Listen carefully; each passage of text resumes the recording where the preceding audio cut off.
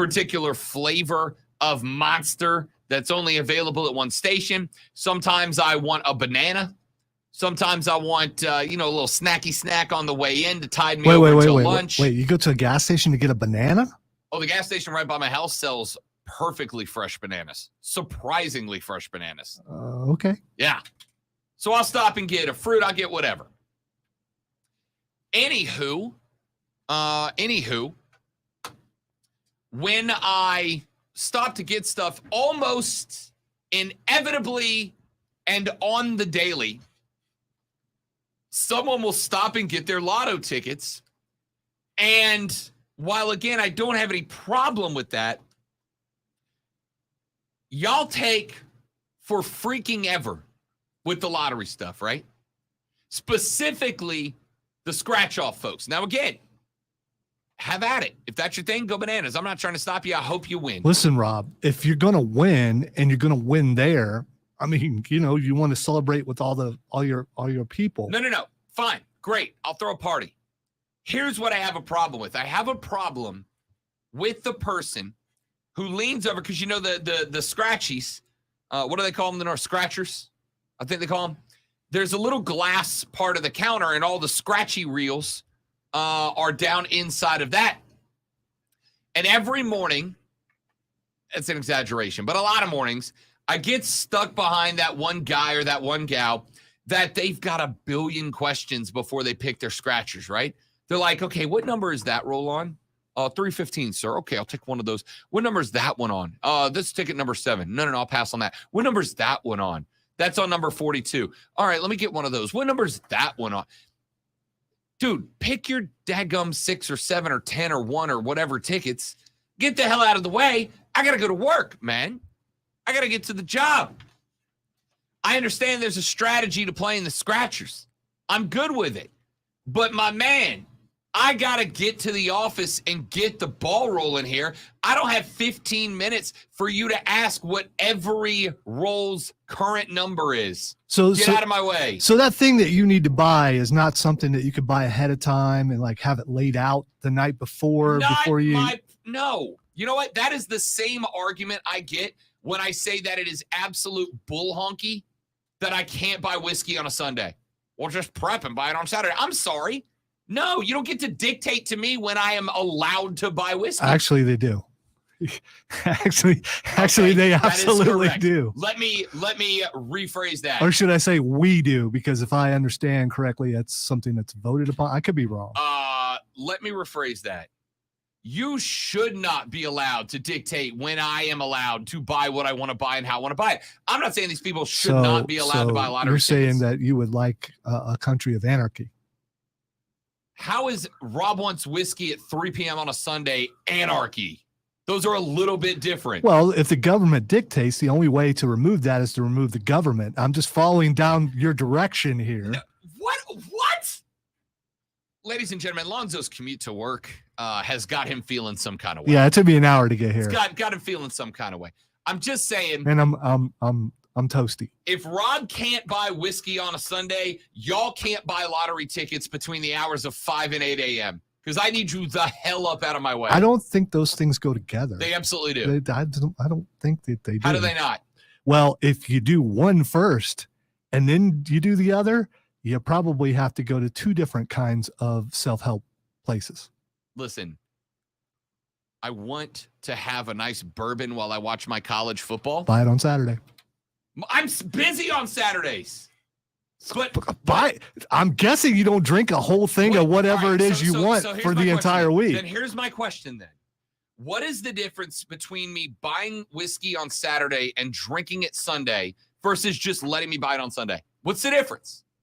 I'm still drinking whiskey on a Sunday, so what the hell does it matter to you? By the way, I personally think all alcohol should be banned, but you should be allowed to buy it whenever you want to, Rob. That's all I want. Thank you. But here's we can end it right there. But I don't make the rules. Someone else does. And there's not enough of you complaining about it to make a change. When there's enough of you to make a change, then a change will probably happen.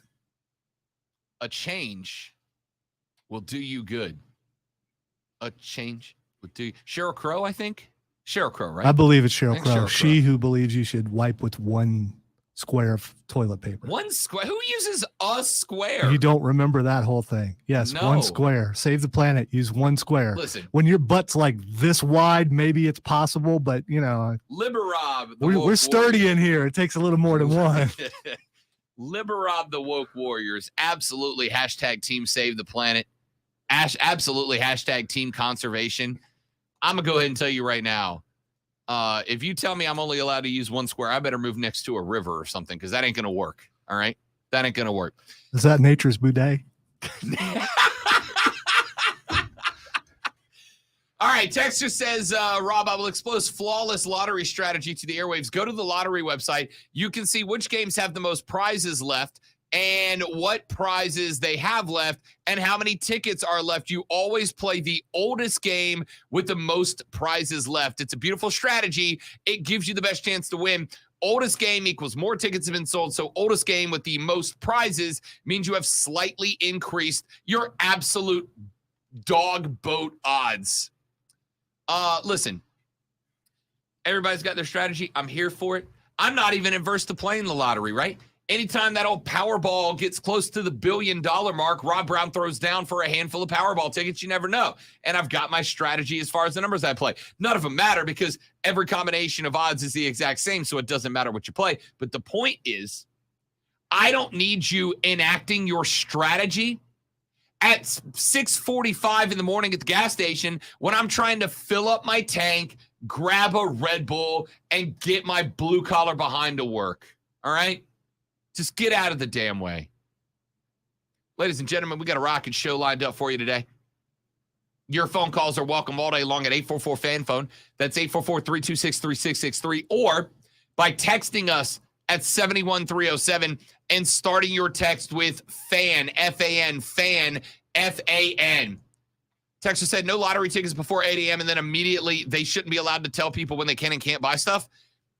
Again, I said there's two choices here. If I can't buy booze on a Sunday, you can't buy lottery tickets before 8 a.m. But if I can, then you should have in every gas station a lottery machine, all right, where you don't have to hold up the line full of not lottery people to go through 97 scratch-off rules. It's just annoying, all right? It's just annoying.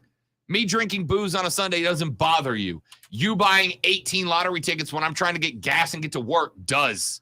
All right. If you drinking booze on Sunday leads to you going to the gas station to buy scratch offs, it would bother me. Don't you worry about what I do when I'm whiskeying on a Sunday. Well, if you're buying, you can't. So you can't buy lottery tickets if you drink on Sunday. I believe you can't get to the gas station to buy lottery tickets on a Sunday if you're drinking. You can walk. That's fair. I can walk. It's nice to walk to my gas. All right, we got to stop. We got to get to sports. Busy day on the show today. Have we, Lonzo, beaten the dead horse that is the Carolina quarterback discussion into a bloody enough pulp yet, or do we keep going? Sincere question, right? We learned yesterday that there are now 3 football teams that are having discussions with Derek Carr at the Combine. The New Orleans Saints, the New York Jets, and the Carolina Panthers. I told you yesterday that I think that reason is because before the Panthers, there's about 5 teams that also need a quarterback. There's 4 quarterbacks considered as first-round guys. Levis, Richardson, Young, and Stroud. There are some free agent quarterbacks available, Garoppolo, Derek Carr, though neither one of those guys has really jumped up as this is the right free agent for the gig. There are not only 5 teams ahead of Carolina looking for a quarterback, but yesterday it was reported out of the Combine Zone that the Seattle Seahawks, who you'll remember are the team that Mel Kiper Jr. had Carolina jumping up and trading with to get to 5 to get a quarterback. Yesterday, they announced that Seattle is now looking for a quarterback at number 5, too. Their GM came out and said, it has been a very, very long time since we have drafted this high. And anytime you draft this high, you've got to look for a generational game-changing player, specifically at the most important position on the football field of quarterback. Seattle may not be able to or may not desire to trade out of that 5 spot if they decide. Because, by the way, how good of a mentor for an Anthony Richardson would a Geno Smith be? Right? I think it'd be phenomenal.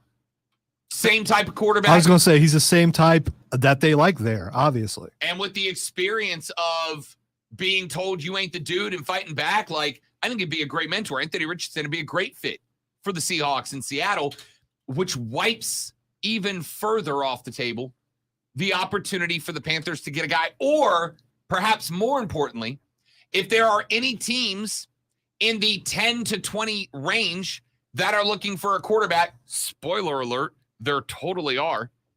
If there are any teams in that range looking for a quarterback, they are going to up the price of trading up to that spot, if that spot is even available.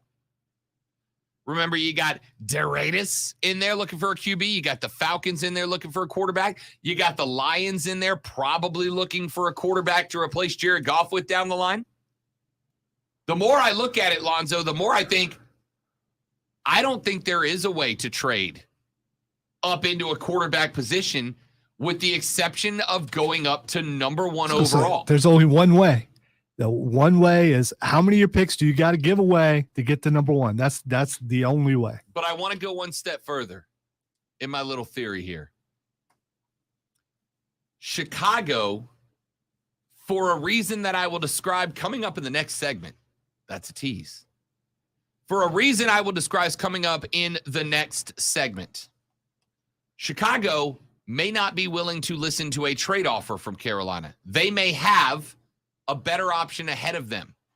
And I will tell you what that is and why Carolina may be genuinely screwed into the only available option being a free agent quarterback when we come back on the Rob Brown Show and the Fan Upstate. Why did that other webcam not work? I'm genuinely curious. I have to leave the room also. All right, stream. Glad to have you. Good to see you. Don't go anywhere. I will be back in like 30 seconds. Hang out.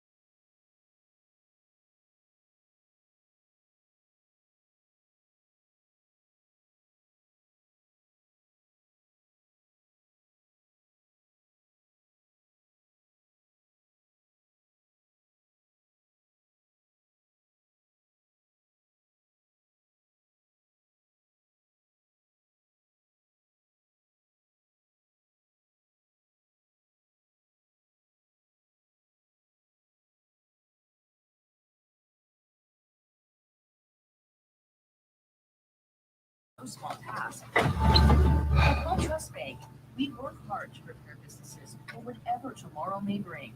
Your dreams are our business, and we have local experts who can help you plan for a successful future. Dependable guidance you need. And service you'll appreciate. By the way, really quick, Kevin, I don't have to drink. When people drink around me, I can just act normal.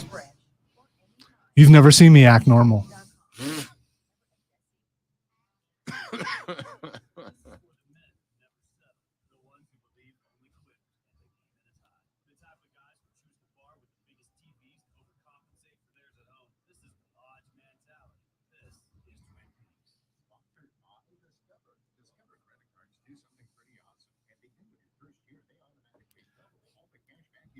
So something is messed up to where you may have to get a code every single day.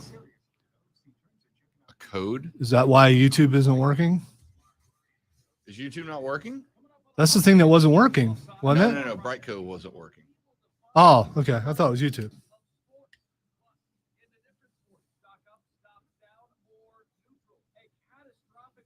That's what you had that meeting about, right? Yeah, it was about getting it going to Brightcode. So the YouTube channel, the Fan Upstate YouTube channel is live. In fact, let me check and make sure. Okay. I thought it was YouTube yesterday. Maybe it wasn't. Maybe it was that. I just assumed it was YouTube.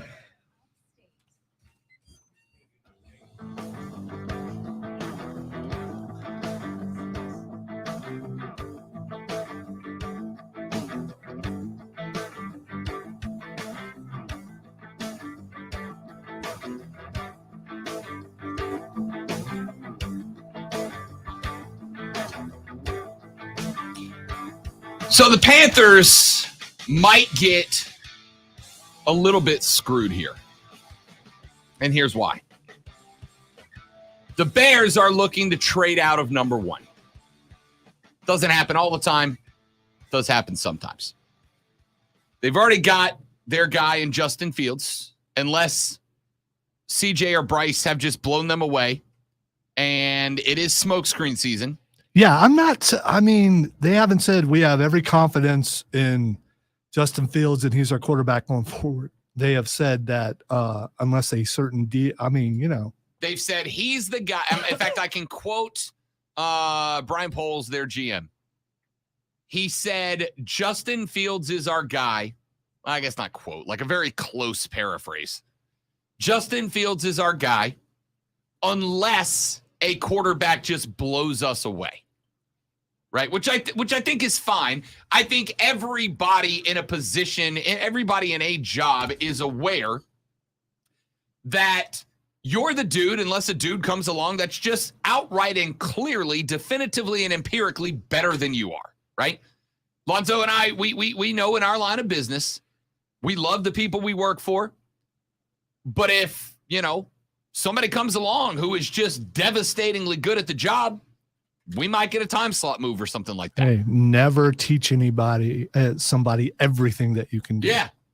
Teach them everything that they know, not everything that you know, right? That's the old mentality. Anyway, so working under the assumption that Chicago is not playing a con game here, working under the assumption that this is not a smoke screen from the Bears are looking to trade back. Now, what teams are the Bears looking to trade back with?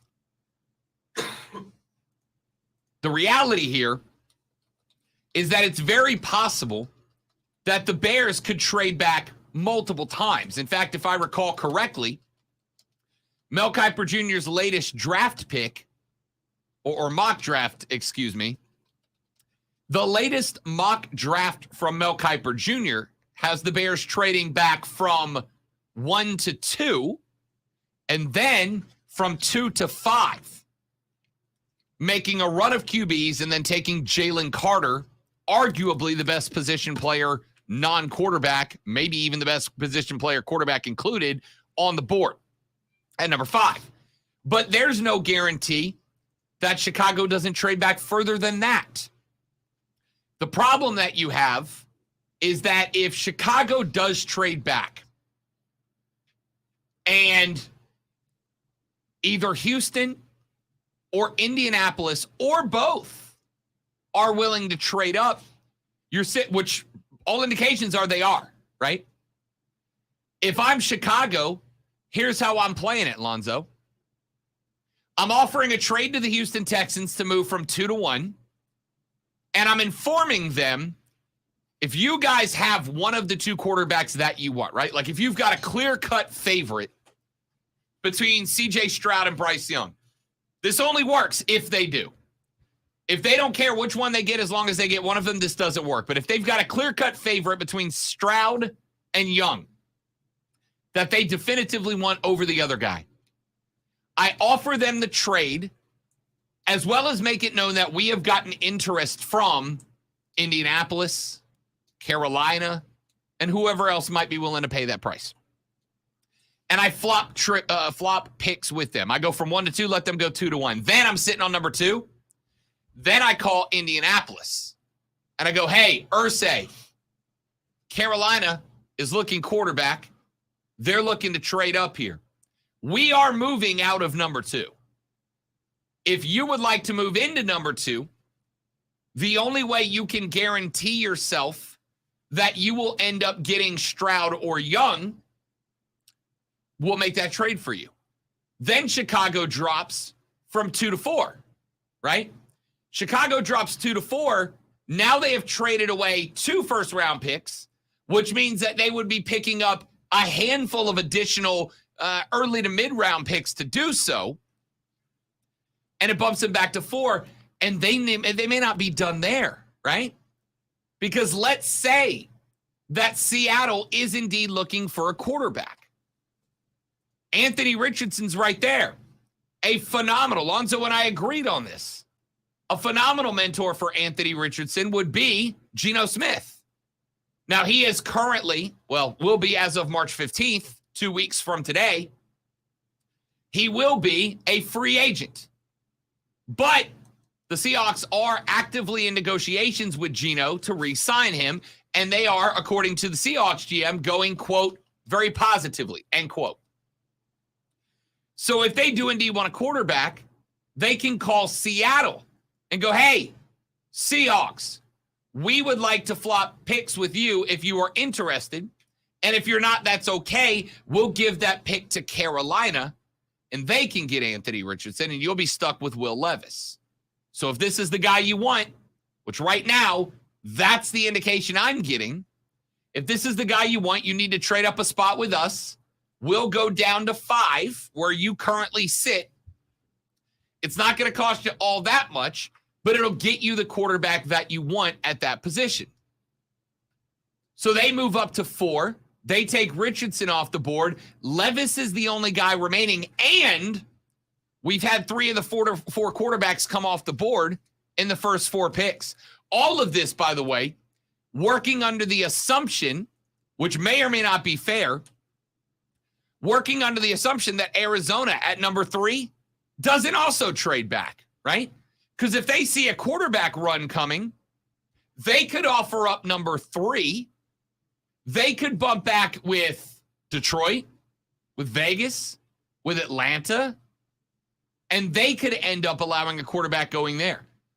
That also might be Carolina's out, right?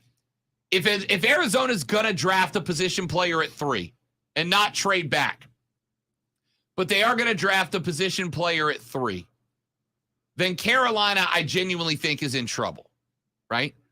Because either you're going to have to pay a price similar to what you'd have to pay to Chicago to go up to number 1, to go to like number 4 or number 5.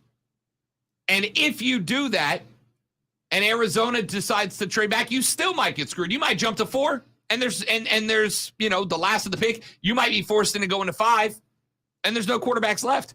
I don't think it happens, but so I could genuinely see a scenario where Stroud, Young, Richardson, and Levis go 1, 2, 3, 4, right?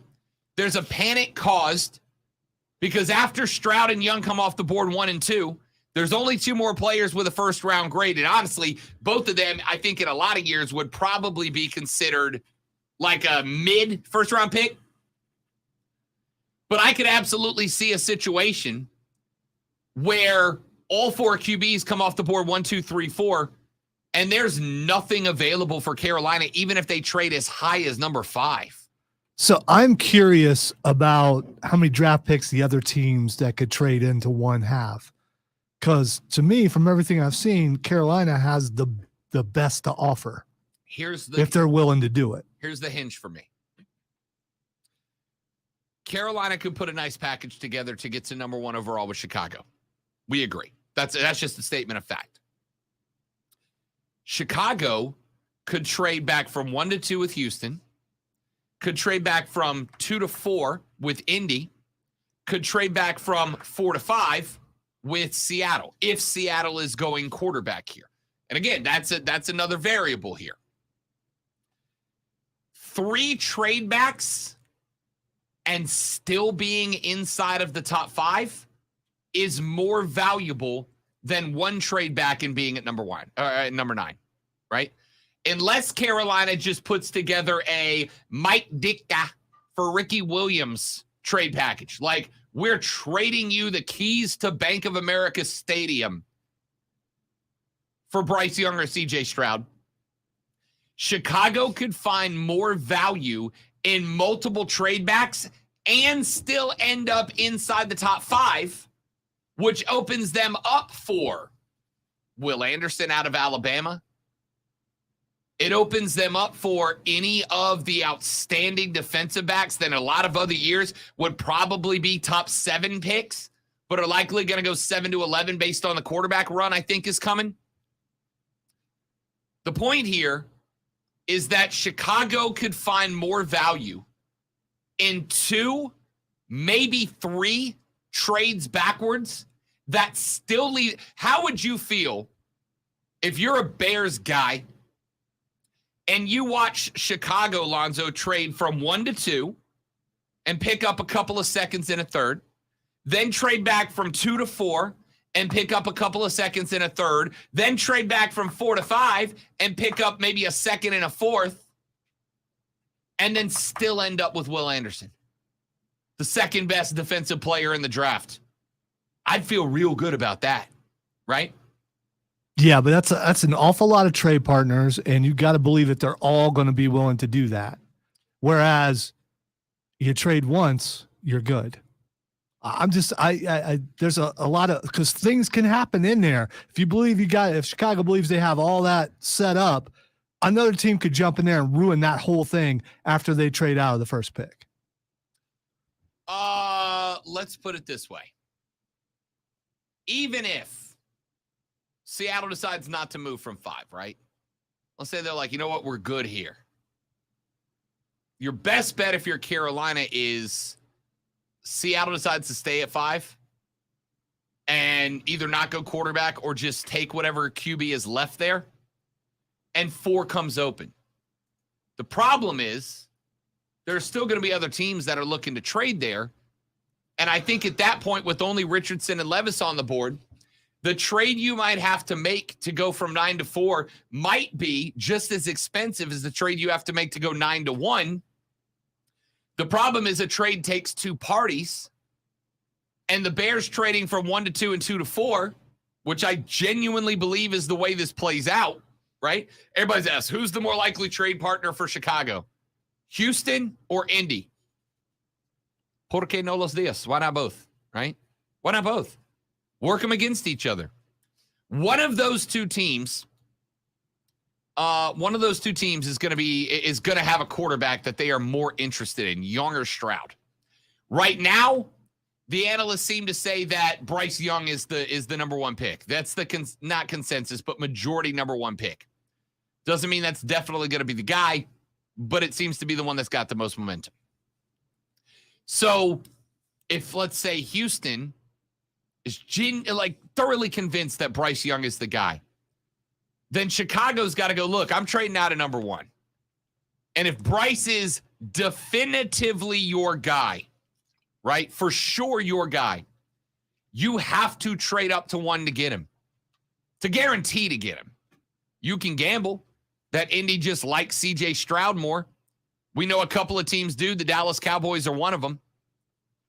You can stay at 2 and have a 50% chance that the one you want is available versus the one that's left. Or you can just come up one spot. It's not even going to be that expensive. Let's say a second and a third, maybe a second and a couple of fourths to come up one spot to guarantee your guy and screw Indy. And then you call Indy and you go, hey, man, we're at 2. Bryce is, or CJ is definitively coming off the board right now. If you want to make sure he's the guy, you trade with us right now. We'll drop from 2 to 4. Then Chicago can, while Indy's making their pick and Arizona's making their pick at 3 or making a trade at 3, you can then advertise number 4 as number 4 is your last chance to make sure you get a first-round quarterback. Well, Last chance. I think a lot of this is going to change after this week, after the combine is over, because if CJ Stroud goes out and lights it up, and then if Bryce shows up and he's actually like 5'8.5" or 5'9", he starts to plummet. Do you think he starts to plummet? Because they try to say that height is not a factor anymore, but it absolutely is. You're not wrong. You're not wrong. I don't think anybody plummets right now because, as we have mentioned. Well, listen, if Bryce Young is 5'8" and he plummets, let's say a couple picks, and he's still on the board, does Carolina go up and take a really short quarterback? For the record, I don't think that anybody is going to drop Bryce Young hard because of 5'9". I absolutely do. I absolutely do think that he will drop because of his height. It's starting to be talked about more and more. And when he gets there, unless he says, you know what, I decided not to come to the combine because he hears all the noise and he knows he's actually going to be measured and they're going to find out what his actual height is. See, maybe it's just me. I just don't see that happening. You don't get a Heisman caliber, national championship winning quarterback that many times that you drop the guy because he's 5'8" instead of 6 foot or 5'9" instead of 6 foot. Remember, how's the short guy working out in Arizona? 6 foot. Yeah, right. Do you think, well, Kyler Murray didn't have the pedigree that Bryce Young had, arguably speaking. But I get your point. You might not be wrong. I would say that I don't see any of the Kyler Murray headspace problems in Bryce Young. Bryce Young is a nose to the grindstone kind of cat. No, I agree. But I think there can be some movement depending on what happens this week at the combine, especially with the quarterbacks, especially with Bryce Young not throwing and CJ Stroud throwing. So if there was someone thinking, okay, Bryce Young's going number 1, no doubt CJ Stroud's going to be there at number 2. Then CJ goes out and tears it up and Bryce ends up being 5'8.5", then suddenly CJ is projected to go number 1. That changes how people are going to try to vie for that number 1 spot.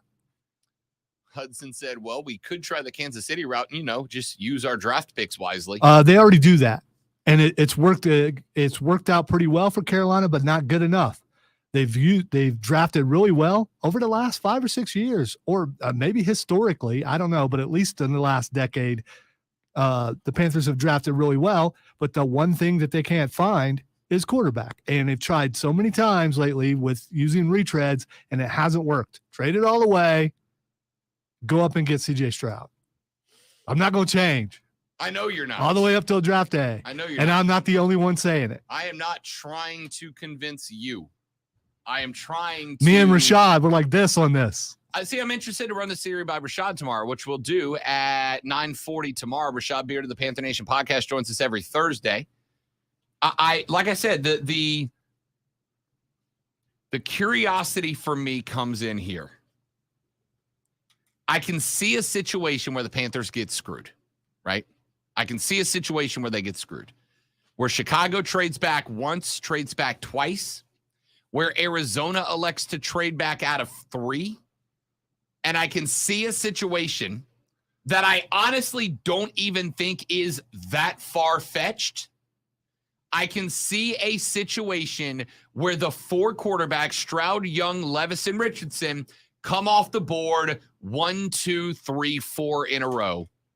And the Panthers are left holding the bag, right? Needing a quarterback and then just none of the draftable quarterbacks are available. Now, there is one option on the table if that situation plays out.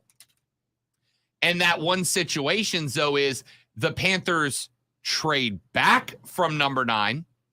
They trade back toward the middle to end of the first round. And as Hudson has been pounding on his keyboard for like a week and a half, they take a shot on Hendon Hooker. They take a shot that the ACL reconstruction is going to go just fine. And the explosive guy that had Tennessee in a playoff position until they fell to South Carolina can do the same in the league. Which I'm not totally on board, but I'm not totally against the notion either.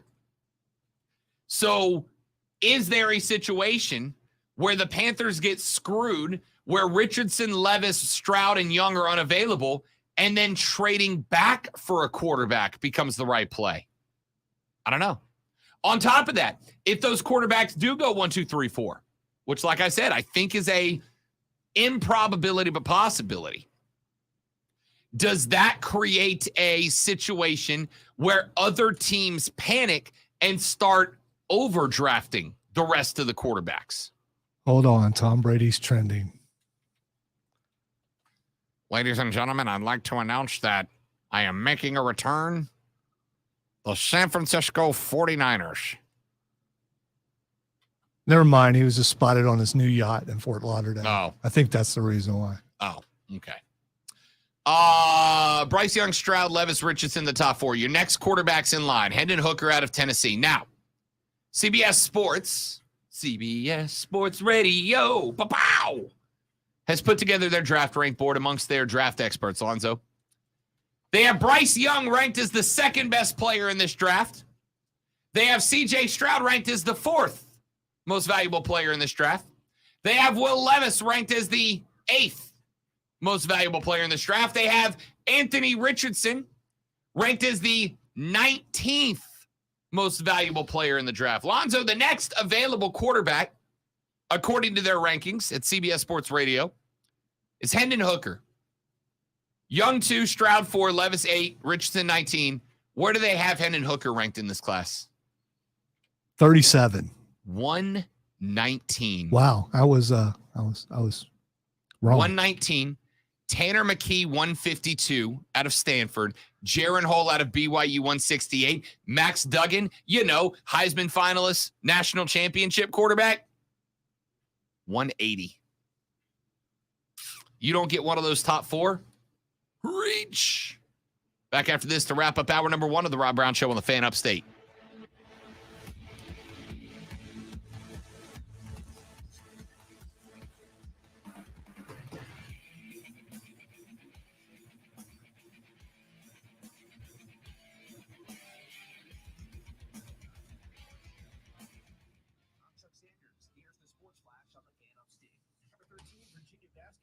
Clemson 64-57 last night. Cavaliers are 14-5 in the ACC. The Tigers dropped to 13-6. Boston College with a 71-69 win at Wake Forest. Duke beat NC State 71-67. Blue Devils 13-6 in the ACC. The Wolfpack 12-8. The Eagles outscored the Demon Deacons 45-37 in the second half. Wake Forest 10-9 in the ACC. Boston College 9-10. Sun Belt Championship first round, Arkansas State eliminated Coastal Carolina 86-69 the final. In the SEC, Mississippi State beat South Carolina 74-68. NBA tonight, the Hornets host the Suns. Charlotte riding a 5-game winning streak. NHL tonight, the Hurricanes visit Vegas. Bourbon Paladins basketball plays all season long right here on the Fan Upstate. Download the Odyssey app, search the Fan Upstate, and listen anywhere on your phone. With the Sports Flash, I'm Chuck Sanders on the Fan Upstate.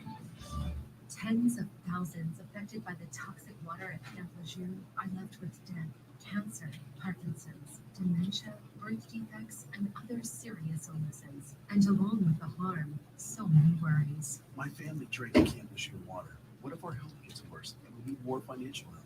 How do I protect my meal benefits to get the compensation I deserve due to me? The answer is simple. Call James Harris Law, the experienced, trusted law firm that can get you significant compensation while protecting all your VA benefits. We're already fighting for hundreds of Marines, families, and civilians who drank Camp Lejeune water. But if you miss the deadline, you could forever lose So apparently they didn't like my hockey puck solution for propping the door open. And so they found a They door found an stop. actual door stop. Yeah. I had the hockey pucks inside the door about that length. And it looks more sportsy with the hockey pucks in the It door. does. It was also kind of dangerous because if someone tried to close the door wrong, the pucks might have flown out and someone.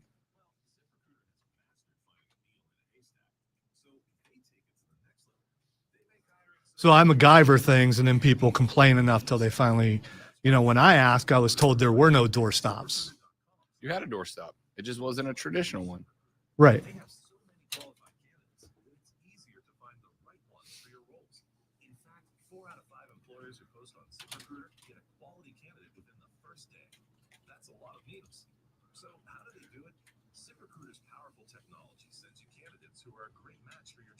You can even invite your top choices to apply. So if you want less hay and more needles, head to ZipRecruiter.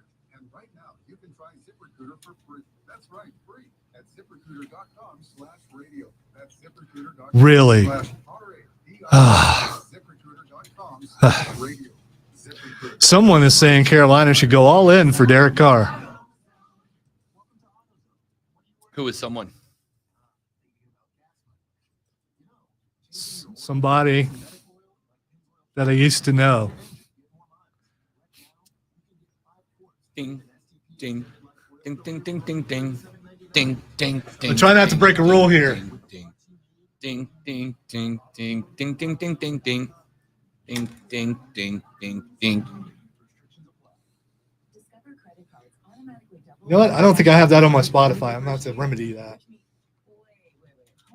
Just like I went and added DuckTales so I could be sad.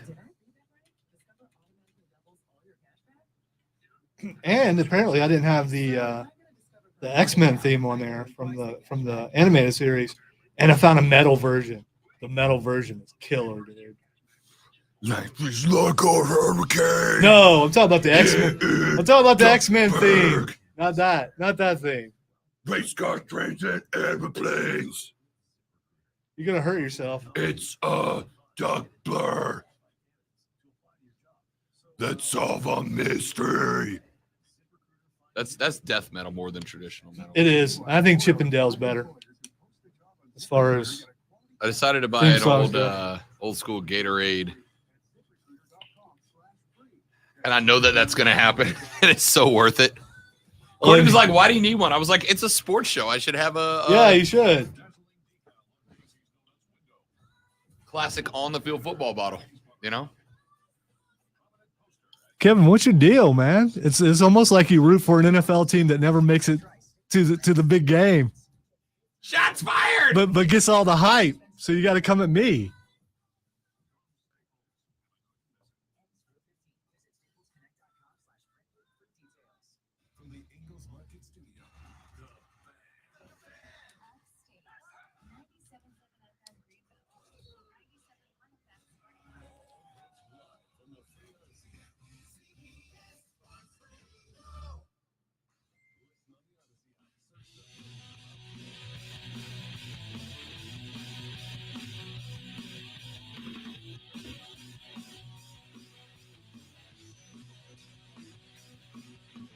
Nightmare scenario for the Carolina Panthers.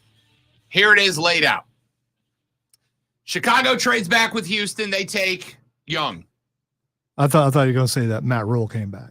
No, that's hell on earth scenario. Nightmare scenario for Carolina. Chicago trades back with Houston. They take Young. Chicago trades back with Indy. They take Stroud. Arizona trades back to Atlanta, Detroit, Seattle, somebody. They take Richardson. Chicago at 4 trades back with Atlanta, Detroit, Seattle, somebody else. They take Levis. 4 quarterbacks off the board in the top 4 picks.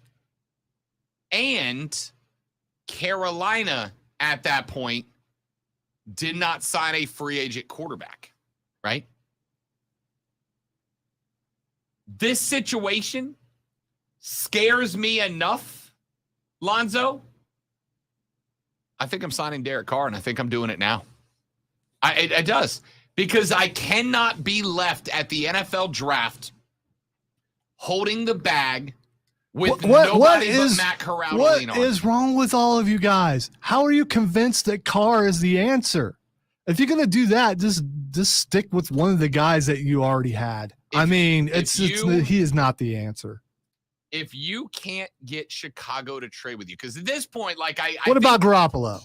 He's gonna be out there. okay, fine, Go Garoppolo. get no, there's a difference between Garoppolo and I'm fine with Carr. that. All right, You know I what? I should clarify. Garoppolo, winner.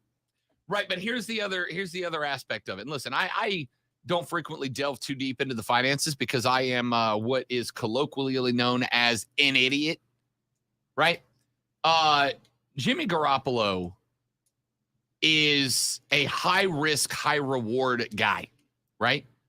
Because we know he's been banged up a few times. You don't want to go all in on Jimmy G. He shows up, he plays 3 or 4 games, gets some momentum, and then his knee locks up on him, and now you're going Is to he Matt gonna? Corral. He's gonna want that kind of money that David Carr wants, though. Oh yeah, yeah. Derek Carr's looking Derek, for 30. David, I was just gonna play it yeah, off. yeah, they're David's both. his brother. Yeah. Well, I think of them in the same way. Derek Carr wants 35 mil guaranteed. Garoppolo's probably gonna get like 28 mil guaranteed. Garoppolo's gonna want like 28 mil. He's probably gonna get 24, 25 mil guaranteed. That's my guess.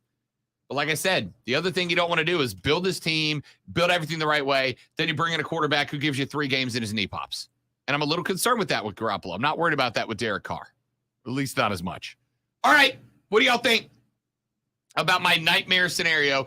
And if we do end up in that spot where 4 QBs come off the board, 1, 2, 3, 4, and we are stuck holding the bag, is the right move to, during the draft, be on the phone with whatever free agents are remaining out there? Or is it to trade back 20, 30, 40 spots and grab Hendon Hooker and cross your fingers and hope for the best? Why trade back? I mean, you've already got picks back there. Just use one of those. Because taking him at 9 is the reachiest reach. No. to ever be reached. You pick somebody Oh, else you're at just saying 9. pick another player Yeah, you got a and ton ride of it out. picks. Fair enough. Do you go? Because if 4 come off the board, there's a very good chance that one of those top tier players is still available at 9. Let's take a break. We'll come back here and get into hour number 2. Get away from the draft. Get into some other stuff. What are your thoughts? 844-326-3663. Rob, Lonzo, you. It's the Fan Upstate. I saw the sign and it opened up my eyes. I saw the sign. GetRefunds.com does too. That's why they've made it easy, no matter how busy you are, to apply for the Employee Retention Credit or ERC. Go to refunds.com to get started and qualifies for ERC assistance. Your business may be eligible for a payroll tax refund of up to $26,000 per employee kept on payroll during COVID-19. GetRefunds.com has already helped clients claim over $3 billion in payroll tax refunds through the ERC, and they may be able to help your business too. There's no upfront charge either. They don't get paid until your business. You know, the worst part about the hour drive is I had to go to the restroom for half of it. whole time. Yeah, and made my way around, got back on 385 and hit another backup. And it's like,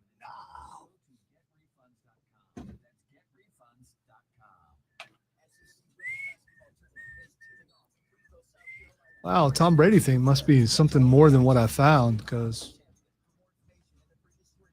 it's now jumped up to the top of my trending with 5,777 tweets. But it's impossible to find why something really is trending.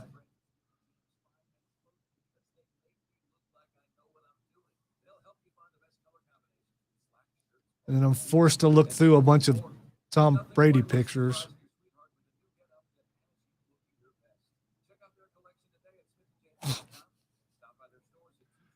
Okay.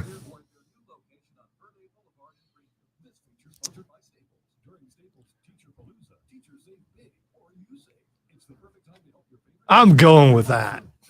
I am not telling you what that is.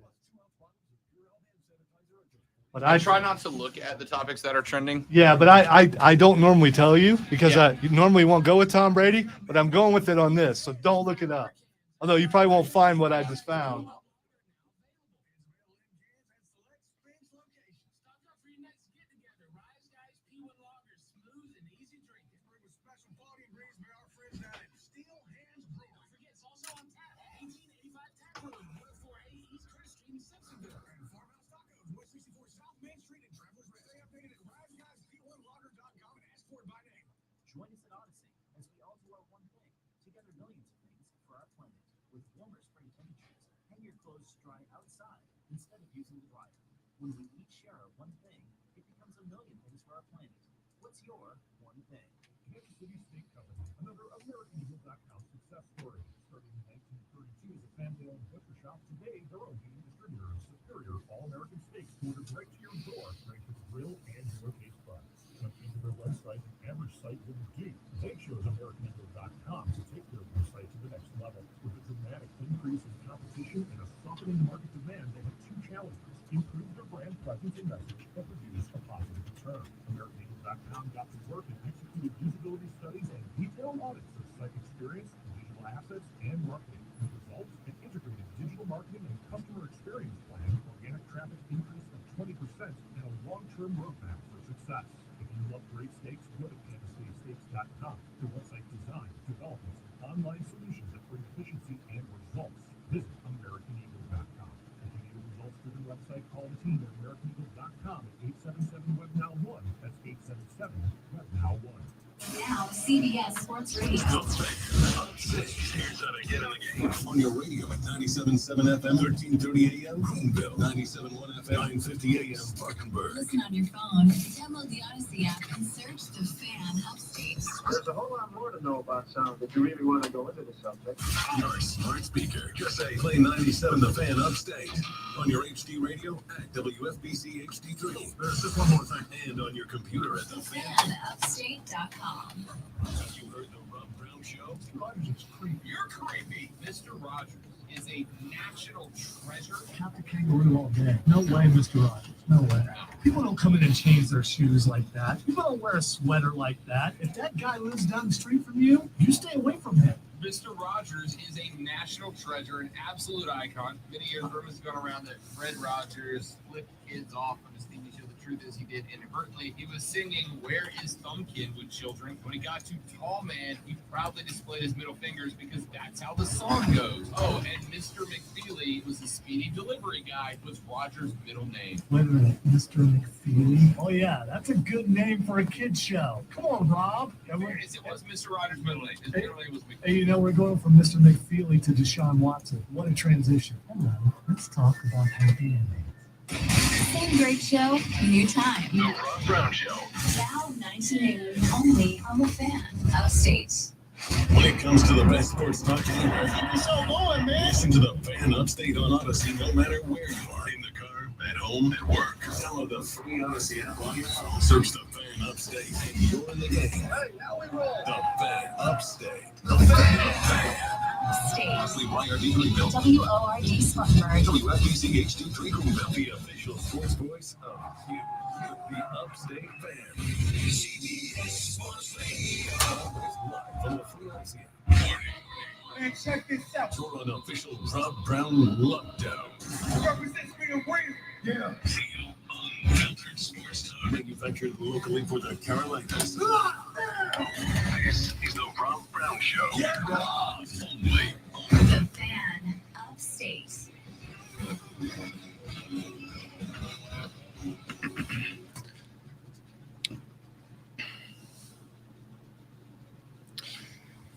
Our numerados of the Rob Brown Show goes now. This is the Fan Upstate. I am Rob. He is the great one, Lonzo, and you are phenomenal people. Thank you for hanging out with us. 844-326-3663. Text us. 71307. 71307. Start your text with FAN, F-A-N, FAN, F-A-N. And we'll read them on the air. You can tweet us at The Rob Brown Show, at Lonzo on Word. I will also tell you that I have, moving forward from today, during the show live, I will be handling myself on the Fan Upstate tour. That's a bad way to phrase that. Come on, dude. That's Come a on. bad way to phrase with that. this crowd, You really Yeah. went there? I regret that immediately. It's the heat in the room. We'll I'm go gonna with blame that. it on that. Yeah. Okay. From this point That was too forward- long for me to dump. From this point forward, I will be active on the Fan Upstate Twitter account during the show, at the Fan Upstate. So you can tweet me at the Rob Brown Show. You can tweet the show at the Fan Upstate. I will be on the Fan Upstate Twitter account during the show. Texter says, I want to see you handle yourself. Welp, my OnlyFans is not up and running yet. See what you done did? I know. As soon as I said it, I was like, this is going to be an uncomfortable 7 to 10 minutes for me. You're going to make Mandy Rose money and then we won't see you anymore? Texter said, handling myself? That's what she said. I know. Again, I want you guys to understand that I am live on the radio 15 hours a week at the minimum. 15 hours a week at the minimum.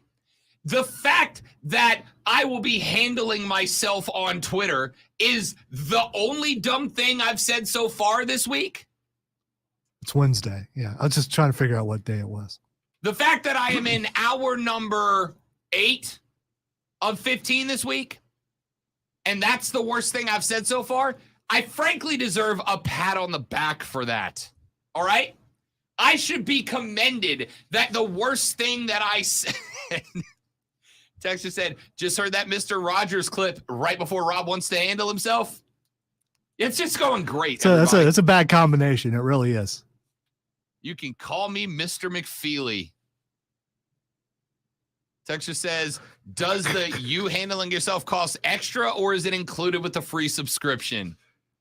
If you want to watch the show, you can see us on YouTube, Twitch, Twitter, and Facebook. Hudson, I really enjoyed his comment. Hudson said, let's see them feet, boy. Is that what we have to look forward to on your OnlyFans page? Oh, it's just going to be feet. Nothing pics, but feet. feet pics and handling myself. Yes. Please stop. Yes. Please stop. Can't wait to bring back Rob Brown After Dark. I don't want to see a head pop in that door here in a second and go, I'm doing the crossing the neck thing, the slash. The old Fan Upstate Skinamax edition coming to a computer screen near you. Texter said, how's it hanging? It's going really great. How are you? Because that's what you meant, right? What you meant is just, how's my life going? And the answer is obviously amazing. Texter said, fan, hashtag, boing.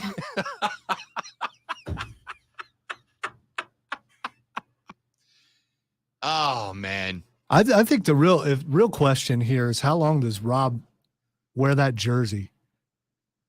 Because he didn't dress appropriately for the room today. And I've just been wondering, is that why we're frequently going into the hallway? I have two responses. The first is I have on a schmedium undershirt underneath. Let's go with the gun show, man. Come on. No.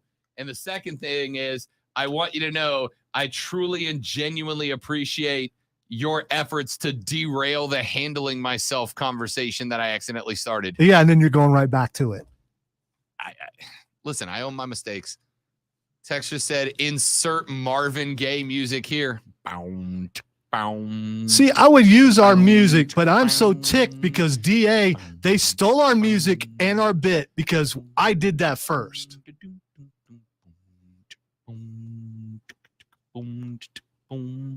But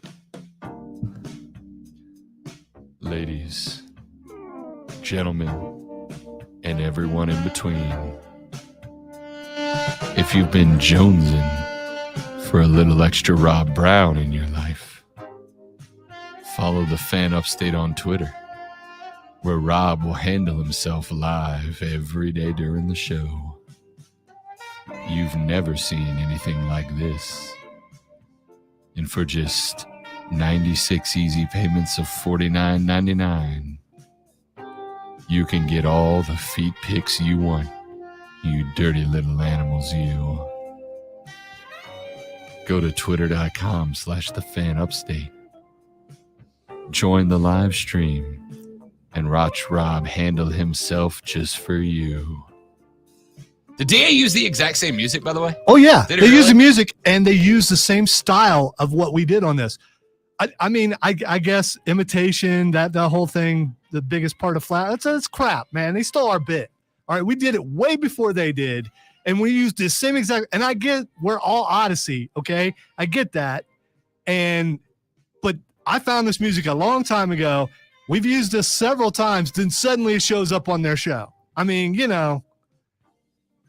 I don't. There's nothing we could do about it. National show, local show, all that kind. But we did it first. Go to Twitter and follow the Fan Upstate, the exclusive home of Rob Brown handling business. All right, it's good. I regret this segment entirely. Well, the last part really. I regret this segment entirely. Texas says Rob thinks his feet are worth $4,800. I'm gonna go ahead and tell you right now. He didn't do the math. He had no idea how much he was actually saying. If you send me $48,000, I will absolutely send you pictures of my feet. Listen, I have. All right, you're haggling prices here. We're getting into some place that we really don't need to get into. I'm just saying. $48,000, you can have pictures of my feet, no problem. Texas said, "Okay, I am very uncomfortable." Let me tell you how this works. For $10, you send me $10, I'll get you some pictures of his feet. Sorry, that's actually weirder. Yeah, well, you're gonna wear sandals eventually. It's actually weirder. Texas said, "Okay, I am very uncomfortable." Listen, this is an old radio ploy. All right, the radio ploy is if you say or do something uncomfortable, Lonzo, you just gotta lean into it. Right? Absolutely, you just gotta own it. One of DA's producers had what do we call it, Lonzo? A minor accident. He had a behind boo-boo. Yeah. Oh, okay. All right. Let's just say of all the accidents, he didn't make it to the restroom. If I had to power rank all of the accidents that have happened on the air, his was number 2. All right. And they ended up just having to own that for like a solid segment because there's nothing else you can do, right? I still think that's a work, but you can't pretend it didn't happen, right?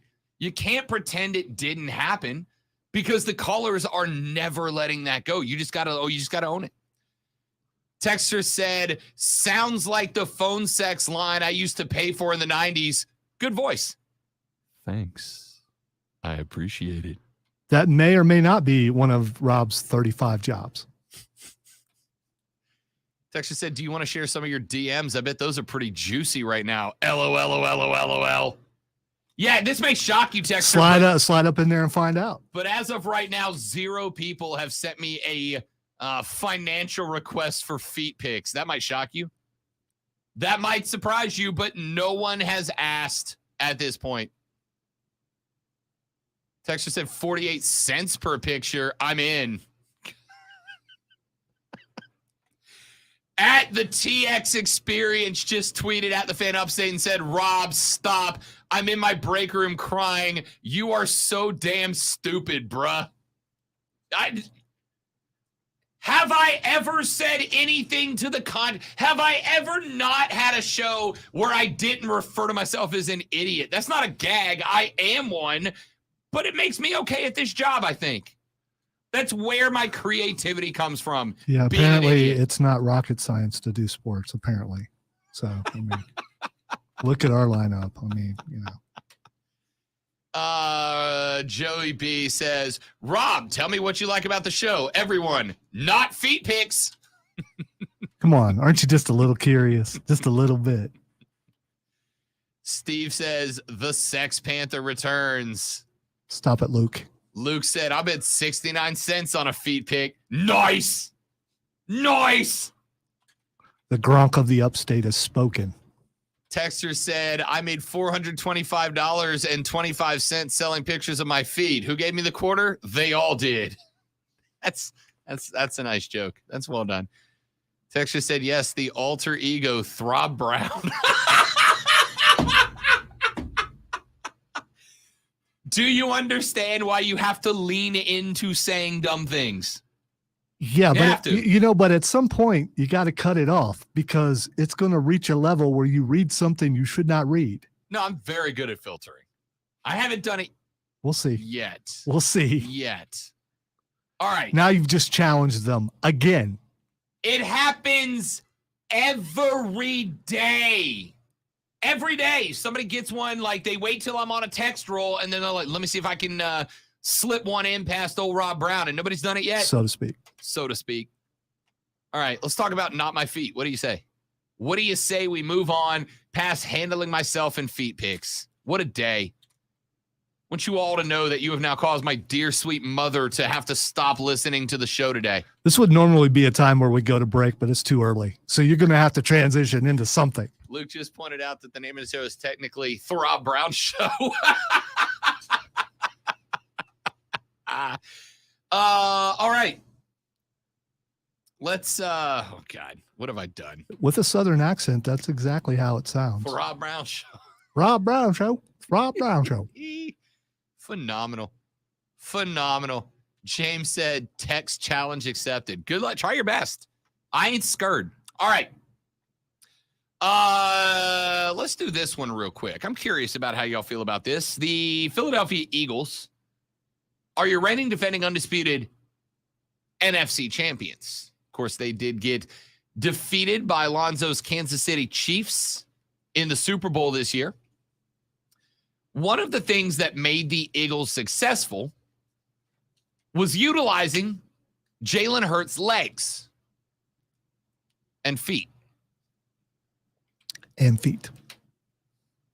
And one of the ways they did that was by creating an NFL version of what used to be known as the Bush Push. Right? Remember that incredible national championship game, USC and Texas? Never heard it called that before. The Bush Push. Matt Leinart goes for the sneak. Reggie Bush just gets up and shoves Leinart into the end zone from behind, right? I am now treading into more dangerous territory, and I know it, Lonzo. I know what I'm doing here. No, there's no question that I believe that you know what you're doing, okay? That's why I'm uncomfortable. I know what I'm doing here. So they made an improvised NFL version of the Bush Push that I have affectionately referred to, Lonzo, as the Hurts Burst. That's the best I could come up with, and I got to tell you, I think it's pretty good, all right? The Hurts Burst was Jalen Hurts going QB sneak and having one, if not two, running backs run up behind Jalen Hurts and just give him the old forearm to try to shove him through the defensive line. And it worked like a lot. As a matter of fact, during the Super Bowl, one of my old fraternity brothers in my group chat was texting about how the NFL should make that illegal, right? They should make that illegal. Welp, looks like they might. Looks like they might. The NFL's rulemaking committee is discussing the Hurts Burst, which is what I'm sticking with. By the way, I'm not putting Rob handles himself or the Bush Push or any of that on our chapter titles. I will go certain. I'm just going to put NFL rules changes. That's what I'm putting on there. Rob handles himself, feed picks, Bush Push, Hurts Burst. That's the title right there. How's that not going to get 1 million clicks? 1 million clicks. I have a line. I have found it. So, the Eagles last year converted 29 of 32 efforts when they ran the Hurts Burst to convert into first down opportunities. I got asked, wasn't this already against the rules? And the answer was no. Back in 2005, the NFL removed language from the rulebook that prohibited pushing a ball carrier forward, and the Eagles obviously not just took full advantage, but they made it one of their signature moves this past season. And now the Eagles are not happy about it. They don't want it to be changed. Quite the opposite. Nick Sirianni, quote, I think some defensive coaches are bringing that up. We'll play with whatever rules they have, obviously. It was a very successful play for us, but it wasn't the only thing we were doing in those situations. I think we had some exciting plays that came off of it when the defenses were trying to stop the push play that they thought was coming, and that's kind of what football is, right? Yes! Let me make abundantly clear. I am all in favor of rule changes that make the game better without damaging its integrity. Part of the fun of offense is the chess match that goes down between offenses and defenses, okay? And part of that chess match is making a defense think you are doing X and then instead doing Y. If you can't stop the running backs jumping up on the rump of Jalen Hurts and doing the Hurts burst and getting him across the line of scrimmage and across the line to convert, that's on you, bro. That's what linebackers are for. That's their job. Fill up the holes to the defensive linemen. Linebackers come over the top and make a play. Why would we outlaw this, right? I don't understand why this is bad. If you don't like it, find a way to stop it. Recognizing that if you commit, if you sell out to stopping it, and then Jalen Hurts does something else, you better find a way to stop that too. I don't understand why it is that every time in every sport, somebody figures out a way to outthink the game. That's bad. Like, that's a bad thing. I don't get it. I don't like this move from the NFL. Not because of this particular play. The Hurts burst does not burst my bubble. It doesn't bother me. All right? It doesn't upset me. The problem is in the future, we're going to see an Andy Reid or a Nick Sirianni come up with something else that is counterintuitive but works exceptionally well. Are we just going to ban that too? You know, it's fine. You get to do it for a year. I mean, it worked for him. It got him to the Super Bowl. I mean, they could have had an emergency meeting and banned it in the middle of the season, but they let them do it the entire year. I now have Cocky for a reason tweeting me a picture of his foot. I'm not paying you for that, Cocky for a reason. I'm not doing it. He's not going to reimburse you by sending you one of his own. I'm either. certainly not. That is correct. My shoes will stay firmly tied on. All right. Texas said freaking Seahawks did this stuff with the safety leaping the lineman. Yeah, again, as James pointed out, your linebackers are defensive running backs. That's their job, right? You should learn to play it off where if you see both running backs make a dash at the rump of the QB, they better step up and be the opposing force on the other side, right? They better step up, tuck in behind those D linemen and push back. If one of them gets to the outside and does not involve themselves in the block, you better send somebody with them and send the other one up there to help deal with the offensive push. That's what this game is at its core. It's matchups. It's Jimmy versus Joe. It's X versus O. Just because an offense went, they can't stop this, doesn't mean we got to make it illegal, man.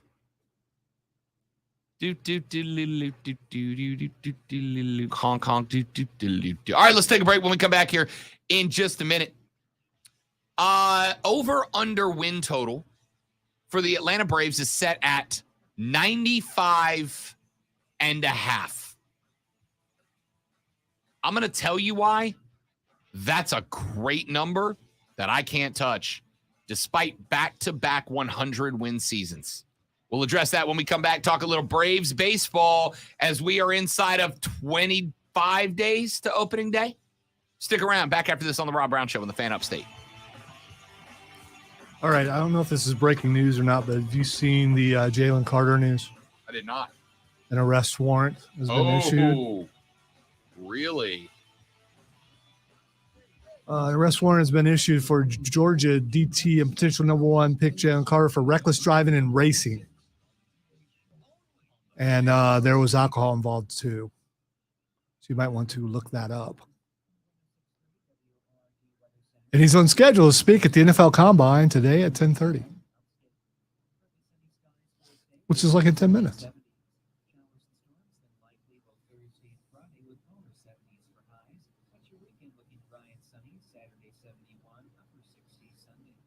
Meteorologist Michael Carroll on the Fan.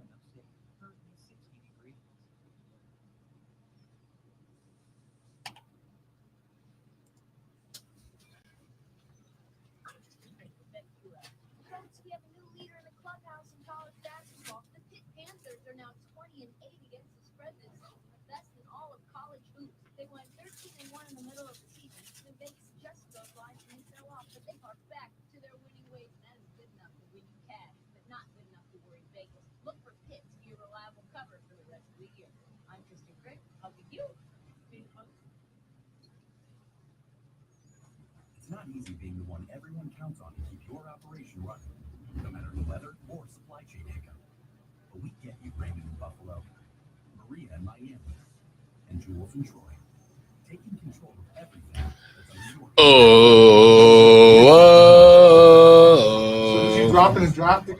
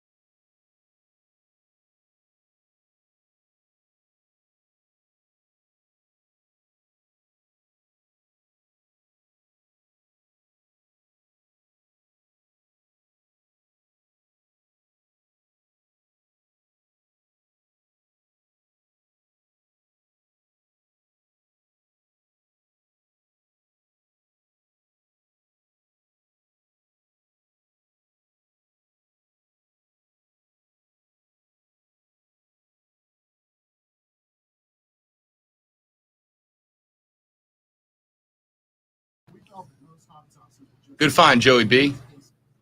Good find. I told you about that. Do what? So I told you about that. The arrest. Yeah, I was reading it. Yeah, you didn't tell me it was possibly connected to that investigation. Yeah, I was just reading that part about. Okay. I didn't realize that LaCroix was that guy.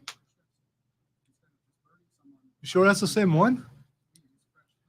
Because they don't mention LaCroix being a As a result player. of the ongoing investigation into the January 15th fatal crash that occurred in the 900 block of Barnett Shoals Road, the Athens Clark County Police Department has secured arrest warrants for Jalen Carter, 21, for reckless driving and racing. The investigation found that Chandler LaCroix, driver of the 21 Ford Expedition, and Jalen Carter, driver of a 2021 Jeep Trackhawk, were operating their vehicles in a manner consistent with racing shortly after leaving the downtown Athens area about 2:30.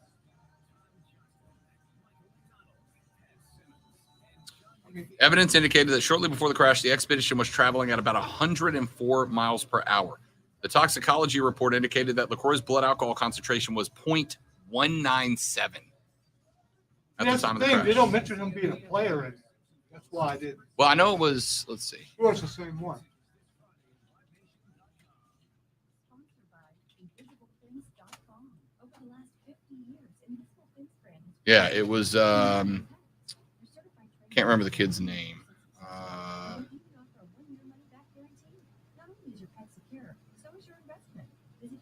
Devin Willock, offensive lineman for Georgia, and football staff member Chandler LaCroix.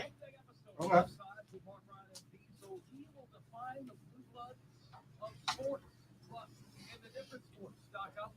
Wow.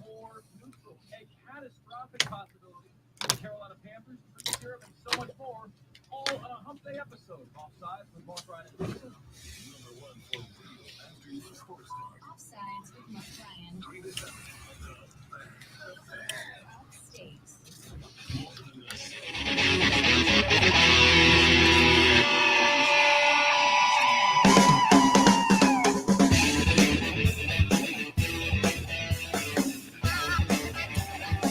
Well, No, you go ahead. You got all the information over there. It's everywhere now, though. yeah, this just dropped. Breaking news brought to you by our friends at BetQL. Be a better, be smarter, and beat the books. This is a gross story. An arrest warrant has been put out by the Athens Clarke County Police Department for potential number 1 overall pick, Georgia defensive tackle Jalen Carter. I want to take you back to mid-January. You'll remember we told you on this show, and it was obviously on, well, every show, that sophomore offensive lineman for the Georgia Bulldogs, Devin Willock, and staff member Chandler LaCroix both passed away in a car accident. Willock, 20 years old, LaCroix, 24. Jalen has now been has had an arrest warrant put out for him now because, and this is from a statement from the Athens Clarke County Police Department, and I'll read it to you word for word, quote, the investigation found that Chandler LaCroix, driver of the 2021 Ford Expedition, and Jalen Carter, driver of a 2021 Jeep Trackhawk, were operating their vehicles in a manner consistent with racing shortly after leaving the downtown Athens area about 2:30 a.m. The evidence demonstrated that both vehicles switched between lanes, drove in the center turn lane, drove in opposite lanes of travel, overtook other motorists, and drove at high rates of speed in an apparent attempt to outdistance each other. Evidence indicated that shortly before the crash, the Expedition was traveling at roughly 104 miles per hour. The toxicology report indicated that LaCroix's blood alcohol concentration was 0.197 at the time of the crash. Investigators determined that alcohol impairment, racing, reckless driving, and speed were significant contributing factors to the crash. The case will be given to the Solicitor General's office. Jalen Carter was likely set up to potentially be, honestly, as high as the number 1 overall pick if Chicago decided not to trade out of that spot. And instead, Jalen Carter is right now being sought for arrest. I am curious, if you are racing someone, can you be brought up on charges for manslaughter or murder or something whatever, contributing to someone's death? I honestly don't know. I honestly don't know if there are any attorneys out there that can enlighten us to this situation. We would be very grateful for that knowledge. I don't know is the answer. I will reach out to the attorneys that I am aware of, that I know personally, and see if any of them have any insight into this. From what I understand, and I don't know that this is definitively true, it is just my understanding to this point, though I'm not 100% sure yet. My understanding is that the charges brought against Jalen Carter that this arrest warrant is out for are misdemeanor charges. That is as of right now. Once the investigation and the case get to the Solicitor General's office, that is effectively the district attorney. Once it gets to the Solicitor General's office, the DA's office, they will then have the opportunity to decide if those charges should be elevated or if further charges could be brought against Jalen Carter for his role in this accident. Now, does this sound like a cover up to you? The fact that we're just now finding out that there was another car involved in this? Not necessarily, because now there's a couple of things that I want to know. Number one is I want to see the list of charges that are brought, because I don't know what the official charges are. If he is charged with leaving the scene of an accident, then maybe a little bit. If he is not charged with leaving the scene of the accident, perhaps maybe he was out in front of McCroy and was unaware that the accident happened, right? I mean, you can't leave the scene of an accident if you are unaware that the accident took place. So I think that possibility is there. Yeah, answer is I don't know. but at the same time, if you're racing someone and you look back, they're gone. You're probably texting them or something and saying, "Hey, man, where you at?" Who knows, right? Who knows? I don't think any of us do or honestly can know that. I will be interested to see what charges are on the arrest warrant when they come out. I would be interested to find out, and again, this is, I believe, county by county. The county does not necessarily have to make an open investigation public, right? They don't have to let you know that an investigation is taking place in the first place. So therefore, reporters in that area may not have known to have dug deeper into this story, right? They may have heard about the accident that took the life of McCroy and Willick and just assumed it was a single car accident because they did not know there was further investigation into anybody else being at the scene. The police may not have known until days or weeks later that this happened in the first place. I don't know that there's any way, right? Texas says about the only crime they'll get him on is leaving the scene of an accident, and it's going to be hard to prove. Man's going to walk with an easy misdemeanor. I mean, maybe. I don't know. I said, I'm not an attorney. I don't know how these things play out. I will say this. I suspect that if they were indeed able to prove that the Jeep Trackhawk that was being driven by Jalen Carter was also involved, again, quote, the evidence demonstrated that both vehicles switched between lanes, drove in the center turn lane, drove in opposite lanes of travel, overtook other motorists, and drove at high rates of speed in an apparent attempt to outdistance each other. I don't know that they would be able to, for instance, get him for a DUI because they obviously can't test it 3 weeks later after they've arrested him. But it certainly sounds like they've got enough evidence right now to believe that he was, if nothing else, involved in reckless driving, which could be elevated based on the fact that he was putting other motorists in danger, which is evidenced by other that's the motorists thing. reporting he overtook There would them. have to be witnesses. There would have to be people reporting that there were two cars doing that, unless they have camera feeds or something to Right. prove that. Or else, how would they know that a race was going That's a on? great question. Or maybe there were texts going back and forth between the two or something like that. I don't know. No idea. So this is going to be interesting for a couple of reasons. Number one, just to see what this case looks like, what these charges are when the arrest warrant drops, right? I think that's the first thing that we're going to be very interested in. The second thing, Lonzo, the vehicle that McCroy was driving was a university vehicle. That, according to the university itself, right after the accident, McCroy was not authorized to be operating, right? So you got to wonder if there's any blowback against the university for this being a university-owned vehicle that was involved in the accident, at least the accident that took the life of the player and McCroy. But the other thing that I am curious about watching play out here is going to be this. Does a team, now knowing that Jalen Carter was operating behind the scenes, I don't know if you caught this, 2 or 3 days ago, Mel Kiper Jr.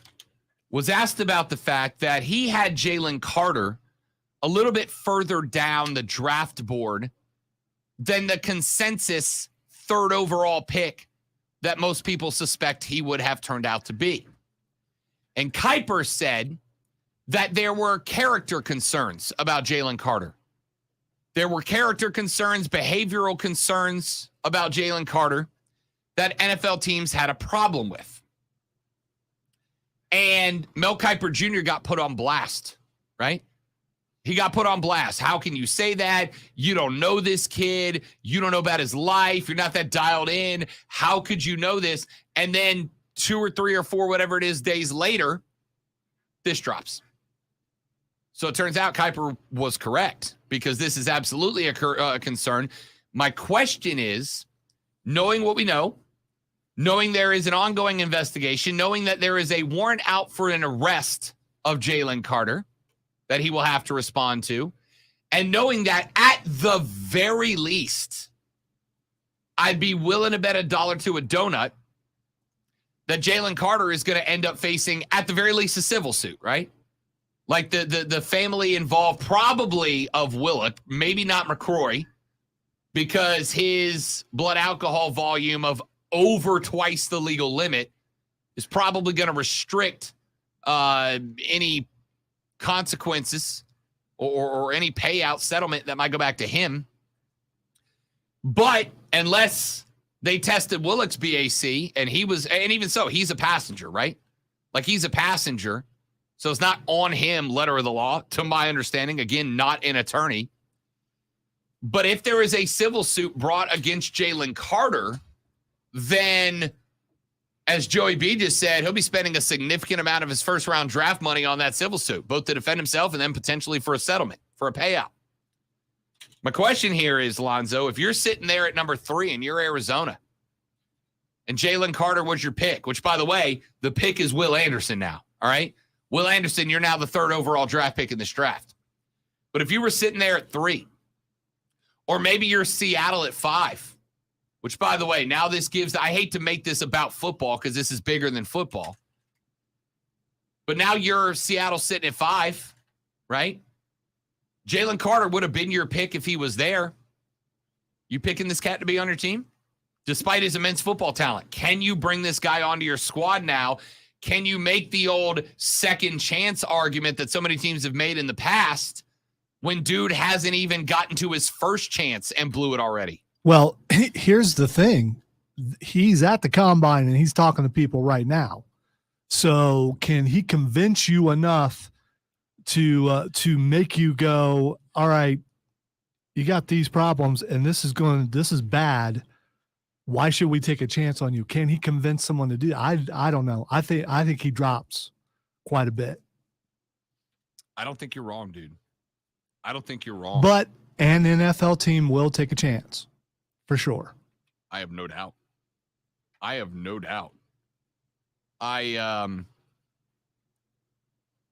I'm intrigued, man.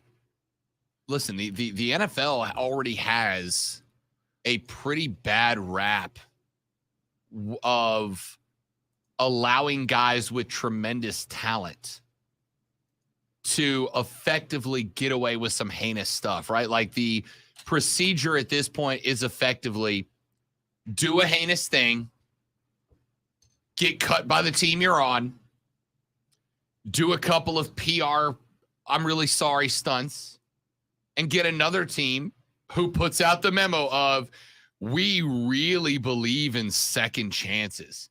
We believe in his heart that player X is genuinely a good person who made a mistake. And yes, there are good people who make mistakes all the time, right? Good people make mistakes all the time. But you have the legacy here of allowing guys to make these kinds of mistakes all the time and get off the hook. Now the question here is going to be, somebody's got to grab this guy, honestly, before there's really even an opportunity for atonement, right?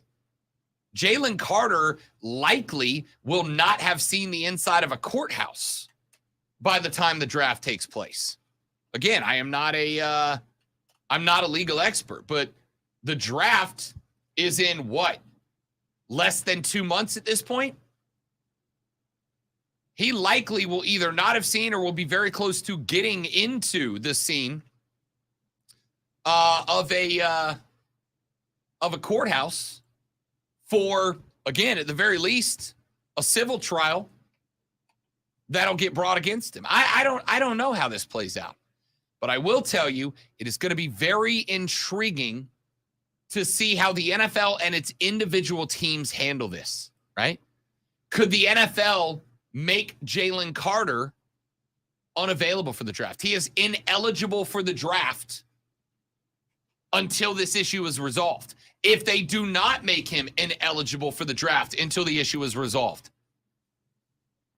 are there any teams willing to grab this cat, knowing that there is this situation going on, especially if he does have higher level, like, if these are misdemeanors, that's one thing. But if dude ends up getting into a situation where there is a, let's say, felony count against him of some type, right? If there's a felony count brought against him, doing 104 in a county highway, I don't know what the speed limit was on that road, but anybody want to venture it was higher than 60? Interstates through Georgia are 60. You think the roads out of Athens, Georgia are 60 or better? Probably not. So you're looking at cars that were doing potentially north of 50, maybe 60 over the speed limit with other motorists around. And if there's some sort of endangering the life of others felony brought against Jalen Carter, and he has not been to court to even address this or make a plea yet, if you're the Eagles sitting there at 9, defensive line's a spot they need help with, right? Do you make that pick? Does the NFL even allow you to make the pick? I don't know. The point is, this is going to have a really interesting sociological impact on the league. It's a tragic story. It's a terrible story. It's a story about how, if we're being brutally honest, doing exceptionally dumb things like racing a buck 04 down a county highway can cost you your life, kids. It's not worth it to be cool. It's just not. But I'm curious as to see what this does on the reflection of the league and the teams that were interested in Jalen Carter, especially if he has felony charges brought against him. Let's take a break. We'll come back after this. I'm Rob. He's Lonzo. The Rob Brown Show's on your radio. It's the Fan Upstate.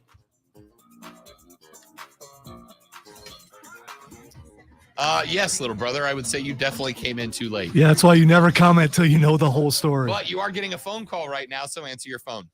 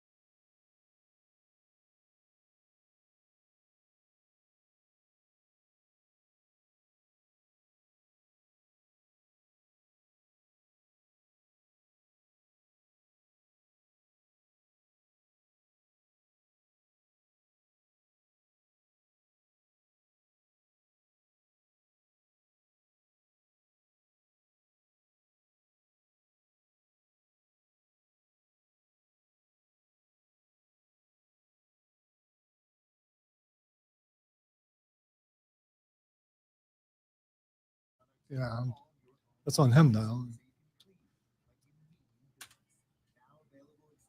From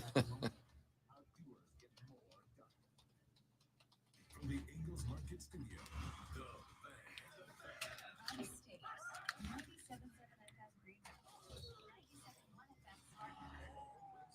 from the Free Odyssey.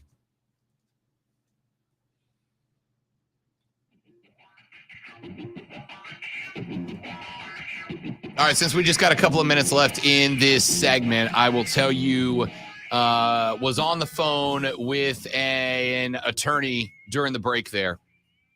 And what I got told was a couple of things. Number one, in some states, though we do not know if Georgia is one of them, leaving the scene of an accident involving a fatality is a felony in and of itself. So if you get in a car accident and somebody dies and you leave that scene, it upgrades the leaving the scene of an accident charge to a felony.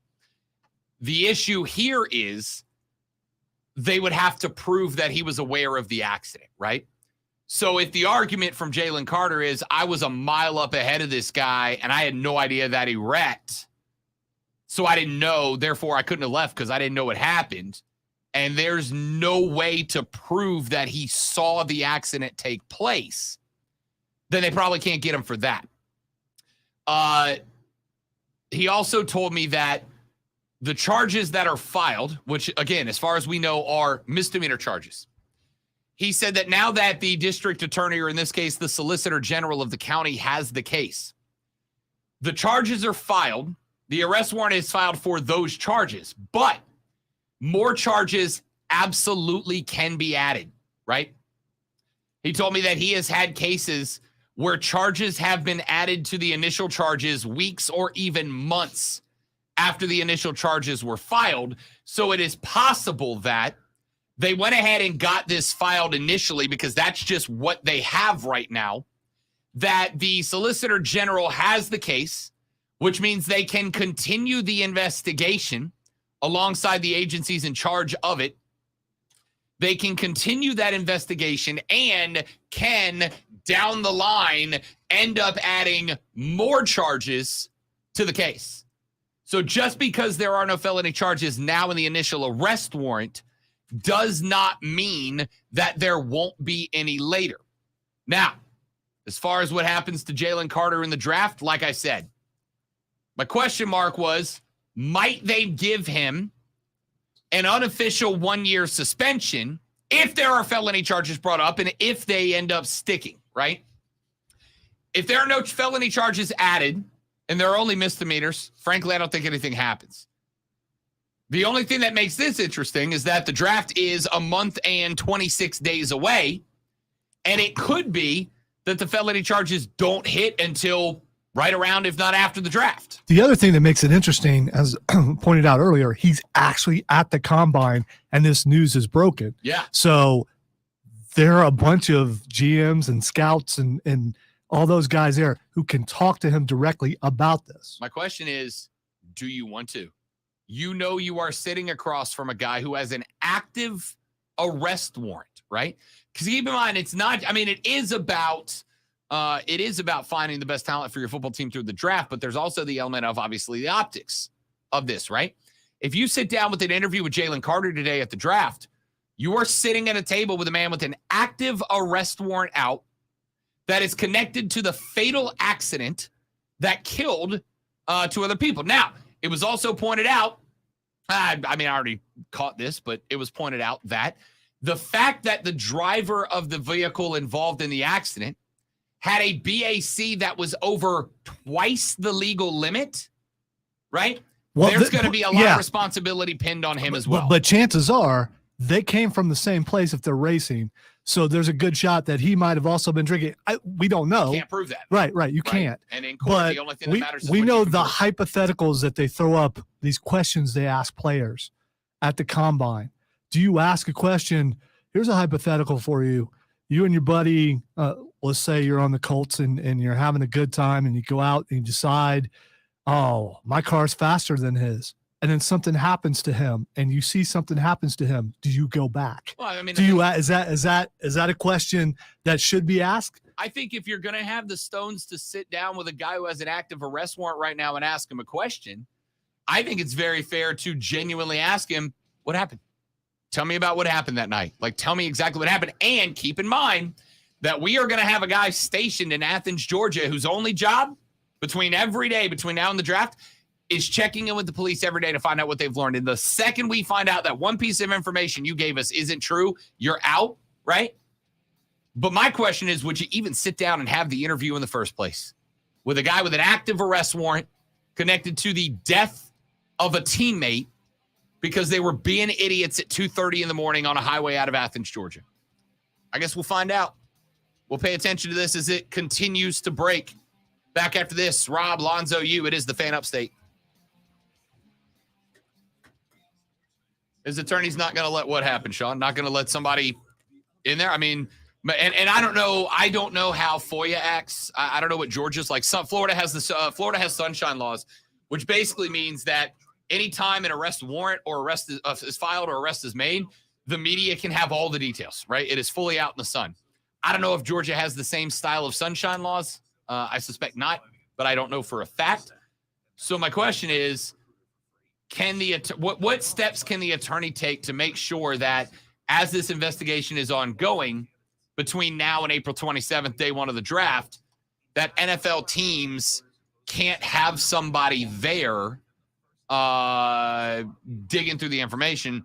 Sean said his attorney won't let him talk about it. Well, and I suspect, but again, if I'm to that GM, end, I go, tell me about it, or we have no interest in yeah, drafting you. but to that end, does the attorney call and tell him, hey, cut off all interviews right now? Maybe. And that will hurt him a great deal. I mean, also, I got to assume part of this, if you're the attorney, is get your behind back down to Athens and take the arrest, right? Like, let's get this part over with. We can bail you out. You've got money. We'll bail you out. And then we can start working on getting as much of this figured out between now and April 27th as we can.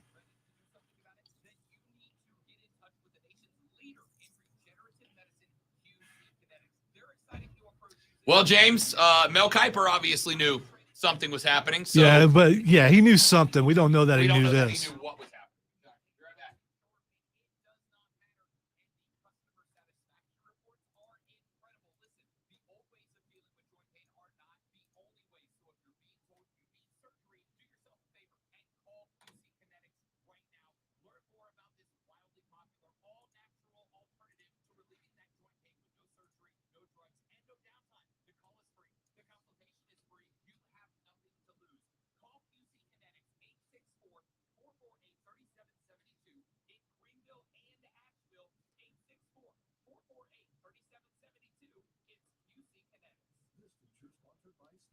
There are over 10,000 reasons why steel is not sold at Lowe's or the Home Depot. Find tools for the job site or your own backyard at over 10,000 authorized local steel dealers. Find yours at steelusa.com.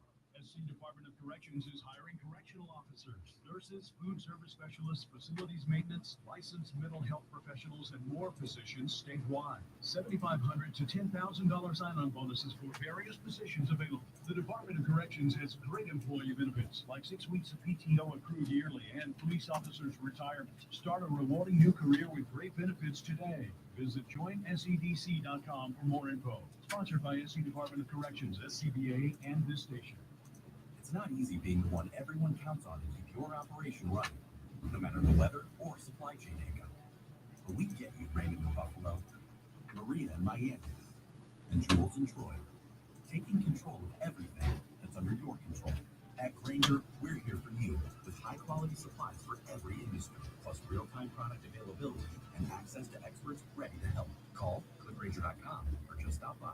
Grainger, for the ones who get it done. Here already. Look at all this info I have to do. Phil's small accounting firm is growing in numbers. Why didn't I take that typing class in high school? A data entry specialist could really help him in a crunch. I got blisters on my fingers. Indeed can help him hire great people fast. I need Indeed. I mean, if Jalen Carter was like a 4th-round pick, I think this probably flushes out of the news relatively quickly. But he is a honestly a top 3 pick. Possibly was. Top 3.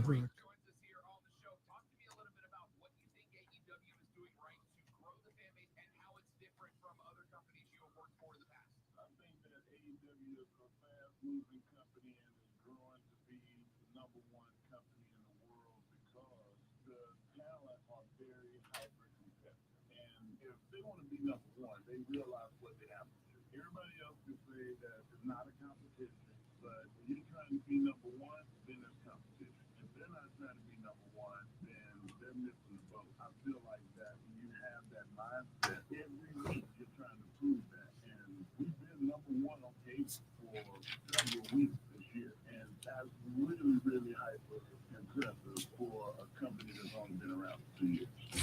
Same great show, new time. The Rob Brown Show. Now 19 only on the Fan Upstate.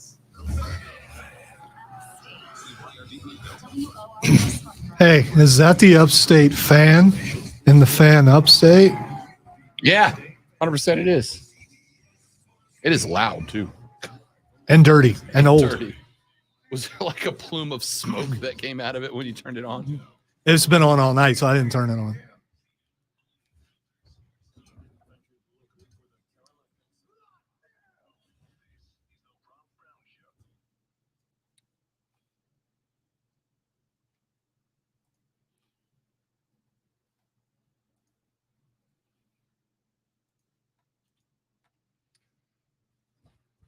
The third, the final, the best, the money hour of the Rob Brown Show goes now. This is the Fan Upstate. So I don't really want to spend a ton more time on the Jalen Carter story because it's gross and I don't like it. But Jalen Carter was going to be a top 3 pick in the NFL draft. At the worst, top 5, right? At the farthest he was going to fall would be down to 5. And that is if my scenario where all 4 quarterbacks come off the board, 1, 2, 3, 4, ends up coming true, which I don't know if it does or doesn't, but he's either going 3rd to Arizona or Arizona trades out of that spot and he goes 5th to Seattle or another team that grabs him there because there's 4 quarterbacks coming off the board in that scenario. But put all the football aside. James checked in on the stream, facebook.com/thefanupstate, twitter.com/thefanupstate. Search The Fan Upstate on YouTube or search The Rob Brown Show on Twitch, and you can find and watch all 3 hours of the show live. He said can this be compared to the Henry Ruggs situation? I'm going to say no. Similar, but no. And I'm going to say no because Henry Ruggs directly caused the death of another person in that accident that ended his career. Jalen Carter, I would say at the best, is indirectly responsible for this. As far as we know. As far as we know. Because we don't know that for sure. Right. I'm going to say is indirectly. Because you could say racing someone and that someone crashes, you did kind of cause it, didn't you? I know it was up to them to race, but if you're not racing them, they're not racing. Right. And then also you factor in the fact that the young man driving the vehicle had a BAC that was twice plus the legal limit, right? So it's going to be argued he was involved but not directly responsible, and that's the difference between him and the Ruggs situation. Hudson said, what about this in the Brandon Miller situation? You know, Brandon Miller, we talked about him last week. Brandon Miller brought the gun that ultimately ended up causing the death of that young woman outside of a Tuscaloosa nightclub. That information came to light. A day later, Brandon Miller was on the floor when Bama came up and took South Carolina beat South Carolina in overtime in Columbia. And there were a lot of calls to suspend Brandon Miller, right? Including from me. I thought Nate Oates was irresponsible in the way he handled the situation. Not just the lack of suspension, but the way that he talked about the situation. Oh, yeah, Brandon was in the wrong place at the wrong time. Like, yeah, but dude, again, I think you've got to know that if your boy, who you were just in line with at the bar, calls you late at night and says, bring me my pistol, nothing good's going down, right? Nothing good's happening. You're probably not hitting up the range at midnight after leaving a bar. You got to know better. But at the same time, he was not directly responsible. He did not pull the trigger. He did not break any laws bringing the guy the gun. He did not break any laws at all that we are aware of yet, according to the Tuscaloosa Police Department. But that doesn't mean that you can't look at the situation and go, yeah, but dude, I mean, you were involved. Maybe you didn't pull the trigger. Maybe you didn't wreck the car. But your involvement in the situation led to the outcome, which was the death of another person. Not good. So, again, I hate talking about these types of situations when it comes to sports, but I don't know how to not do that in this situation, right? This is going to, whatever ends up happening,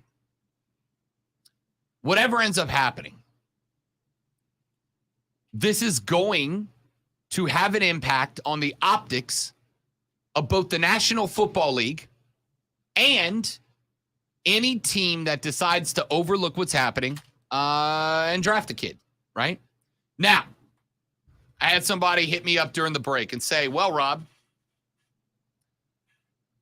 Deshaun Watson has 22 civil suits against him for inappropriate sexual contact, right?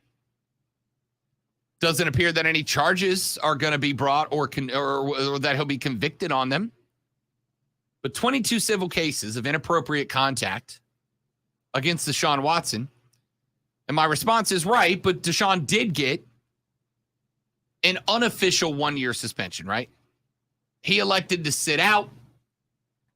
But there's a lot of people, myself included, who believe that part of the reason he decided to sit out was that if he did not decide to sit out, he'd have caught a suspension.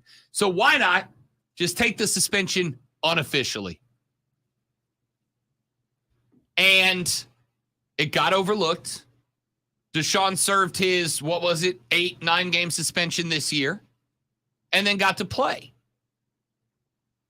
So if Jalen Carter has no felony charges against him, if they are only misdemeanor charges, and if those misdemeanor charges are unrelated to the fatal accident, right? If he gets hit with reckless driving, speeding, probably not going to get a DUI because, again, can't prove that he was drunk that night unless there's just like, if they can get 3 or 4 witnesses who left whatever event that they were at in Athens, and they were like, yo, Jalen was tanked when he left. If you can prove that, then maybe he catches a felony DUI. Or if there's a witness who will testify that Jalen did see the accident and just kept going, then they can maybe get him with a felony leaving the scene of a fatal accident. But if none of those things come through, right, and he was indirectly involved only in a court, the NFL's got optics. Do they make him ineligible for the draft this year, right? If they do make him ineligible for the draft, do any of the teams that were considering drafting him make us think about it, right? Like, let's say you were Arizona sitting there at 3 and Jalen Carter was your pick. Arizona needs defensive linemen in that division. If Arizona was going to pick Jalen Carter at 3 and now they find out that he's ineligible to be drafted by the NFL, do the Arizona Cardinals come out and go, we don't like that. We disagree with that. We got a problem with that. That's a bad look on any team that would do that. But so was shining Deshaun Watson, and it didn't stop Cleveland. I would, joke it's Cleveland, but I mean, as far as that goes, and wow, that really worked out for them too, man. What a stellar quarterback he was last year for the games that he played. I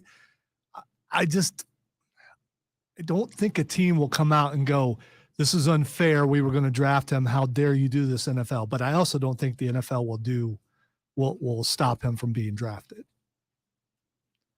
I don't know, man. Do you recall that ever happening? No, but I also don't recall a situation like this, right? I mean, we've seen kids get arrested leading up to the draft, We've seen kids charged going up to the drafts, but I cannot remember. And again, all of this to me hinges on some sort of felony charges being brought against Jalen, right? If it's just misdemeanors, if it turns out to be he gets hit with speeding, that happens. It's not good, right? If he gets hit with reckless driving, that's happened. It's not good, but it ain't the end of the world. You can chalk that up to a young kid with nothing but overwhelming confidence on the mind because he knew that he was about to be a top 5 pick in the NFL draft and be a multimillionaire before he put on an NFL helmet for the first time. Yeah, he was acting like an idiot, right? We all acted like, most of us acted like idiots at that age.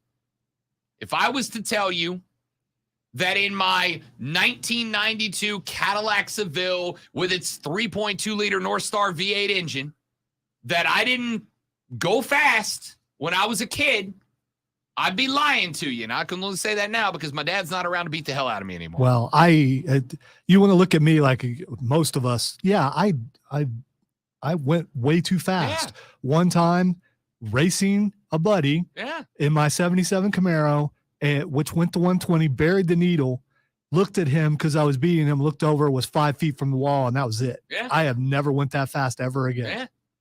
I think a lot of us have done it. I think a lot of us have raced. I think a lot of us have driven irresponsibly. I think we've all done it. Oh, by the way, and great pickup from Sean on the stream. I completely forgot about this. The Alachua County Sheriff's Office pulled over and ticketed Florida quarterback Anthony Richardson. Why? Because Anthony Richardson was doing 105 miles an hour down Newberry Road in Alachua County back last April. Judge Mayshawn Rawls ruled he would be forced as punishment, Lonzo, for doing 105, to write an essay on what he learned from the incident and pay $349 in citations and court costs. An essay in $349. Has that essay been published? I would love to read that. Great question. I'd be interested. Oh, yes, here it is. You want me to read it? Oh, I can't read it. It's long. It's long. Was he given a page limit? Write a 10-page essay? Maybe. I say this thing's got to be 1,500 words or so, ballpark. But nothing happened to Anthony Richardson, right? So the even to say, but no one died. And that's the difference here, right? And that's why I've said all of these hypotheticals to me hinge on what the result of the Solicitor General's decision is, right?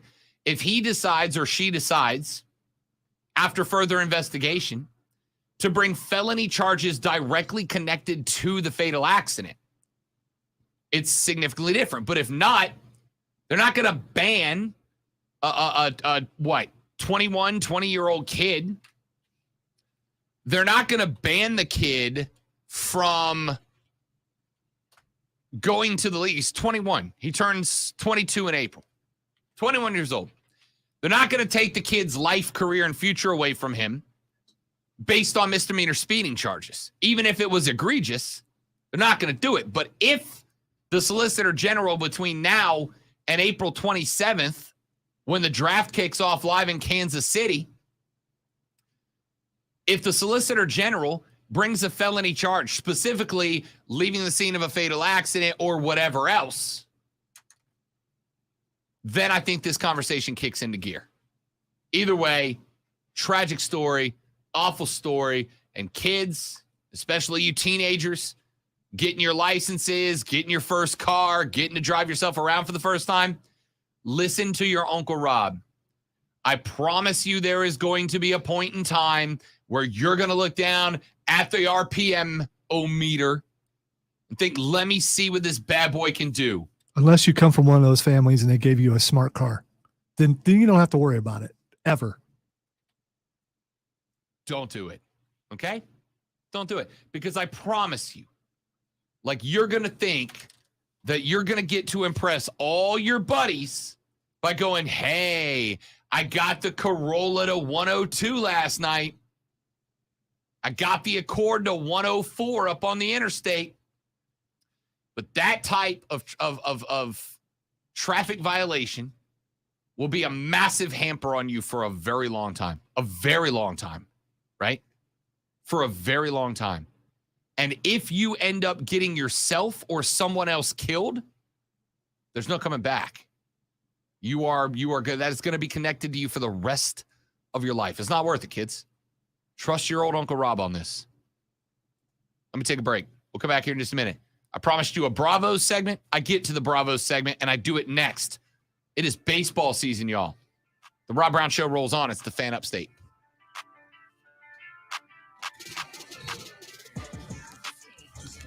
It's not baseball season.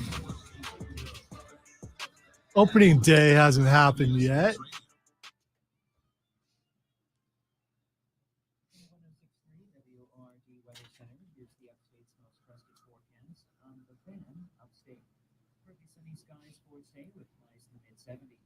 Showers and storms, then likely both Thursday and Friday with lower 70s for highs. But your weekend looking dry and sunny. Saturday 71, upper 60s Sunday.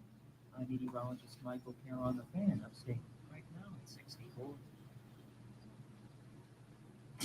And now, Mark Ryan's Morning Sports Spin. So the USFL and XFL are taking the bull by the horns now in an attempt to capitalize on our football passion the rest of the way. I've been looking at some of the markets that have USFL. Hey, I sent you something on Twitter. I've got the following question for you. You don't need sound. Just watch the first minute of it. Within the first minute, you'll see something and you'll keep watching. Would we support it enough for it to thrive and survive? Well, Memphis and New Orleans have teams. Their market ranks are in the 50s. Our market rank is number 57. Birmingham has a team. They are smaller than the Upstates. So my $1 million question is, why not us? Why not them? I already love it just from reading the. No, keep, don't look away. I'm looking. Sometime in the next 20 years. I'm Mark Ryan. Off Sides with Mark Ryan this afternoon, 3 to 7 on The Fan Upstate. 97.7 FM Greenville, 97.1 FM Spartanburg, and on the Odyssey app. You have 3 ex-wives and your current trophy wife wants a life insurance policy 3 times the size of the policies you had to purchase for your previous mistakes?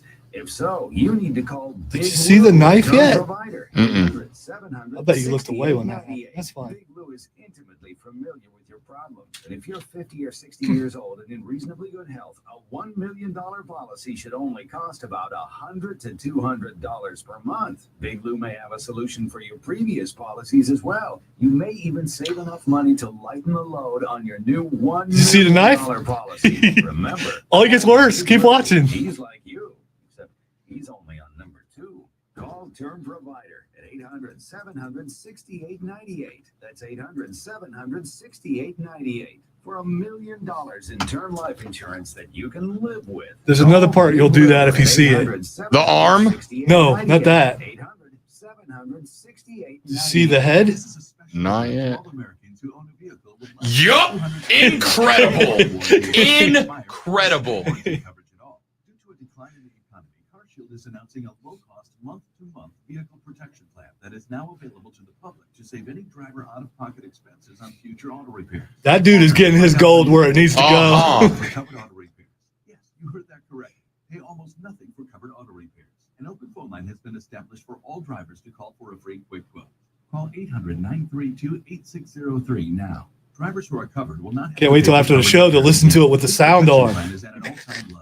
Additionally, drivers who activate this vehicle protection today will also receive free roadside assistance, free towing, and car rental options at no additional cost. Oh my God.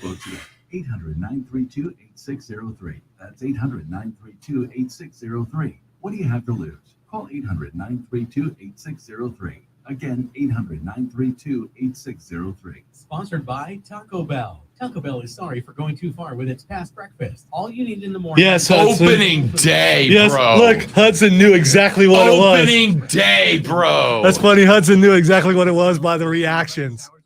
Opening day, dude. Especially at the end on the plane when they're looking in Yes. like, With Mark Ryan and Diesel, we will define the blue blood of sports. Plus, in the different sports, stock up, stock down, or neutral. A catastrophic possibility for the Carolina Panthers, truth serum, and so much more. I don't even know if that's in English. I don't care. I mean, it's just, give me subtitles. I'm not going to look at that anyway. Offsides with Mark Ryan. The landmine to the head. Yeah, what it does, was like, incredible. yes.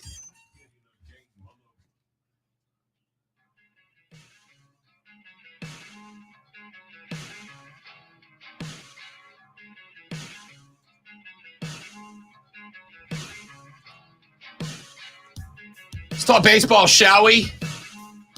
We are well inside of a month till opening day at Major League Baseball. Let me tell you what I did yesterday, Lonzo. Headed down to Floor and did a little work as I watched Clemson versus USC Upstate in a little hardball action. And I'll talk about the game in a minute.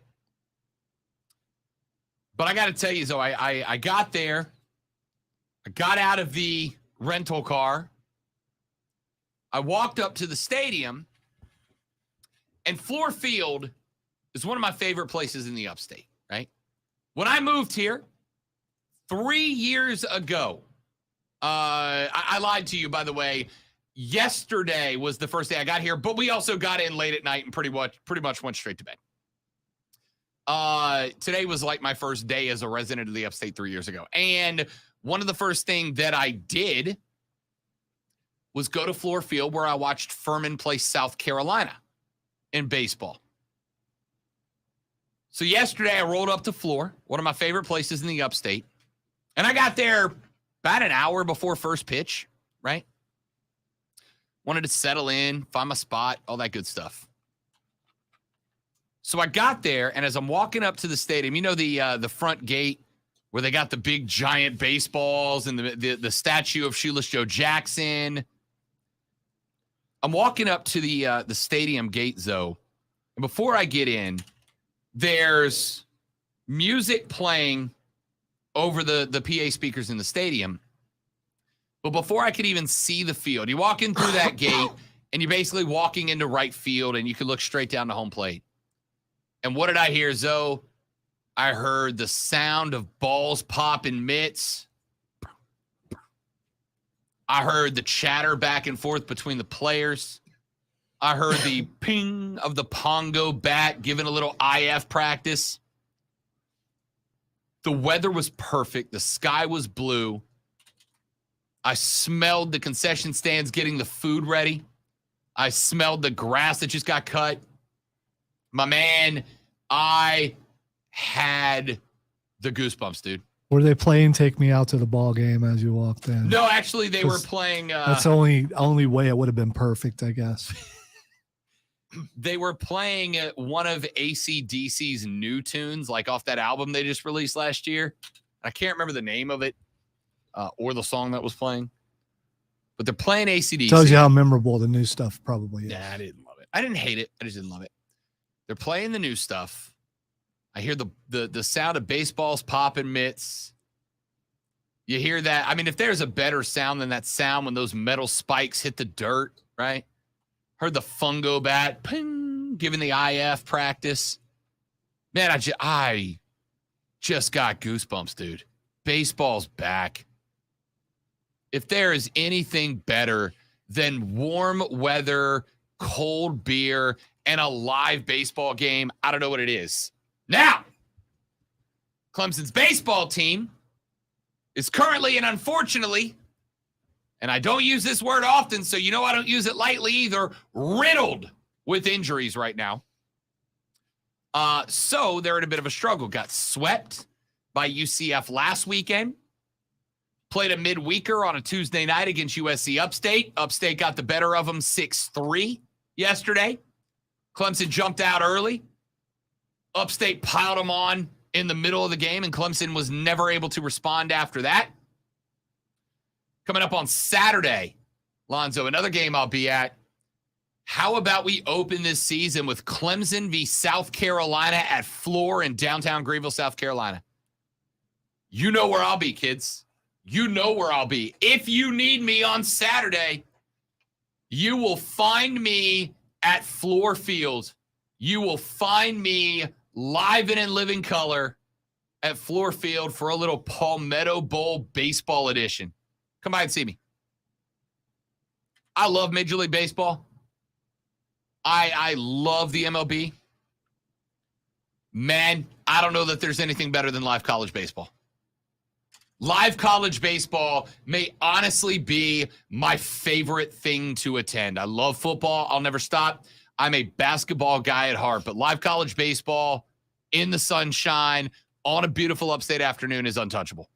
So Saturday, if you'll be at the Palmetto Bowl of Baseball, which, by the way, now, Zoe, the only sport I have not seen USC v. Clemson in is basketball. It's the only one I haven't seen happen yet, right?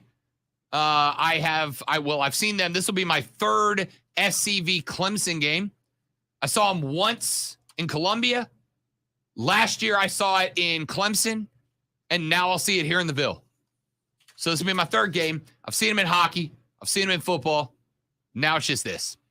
Anyway, love college baseball. If you were at the game Saturday, look for me. I will be there.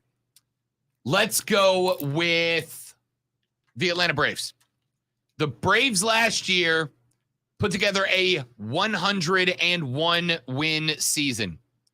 Back-to-back hundos. Now I believe it is what? 5 NL East titles. But this is interesting.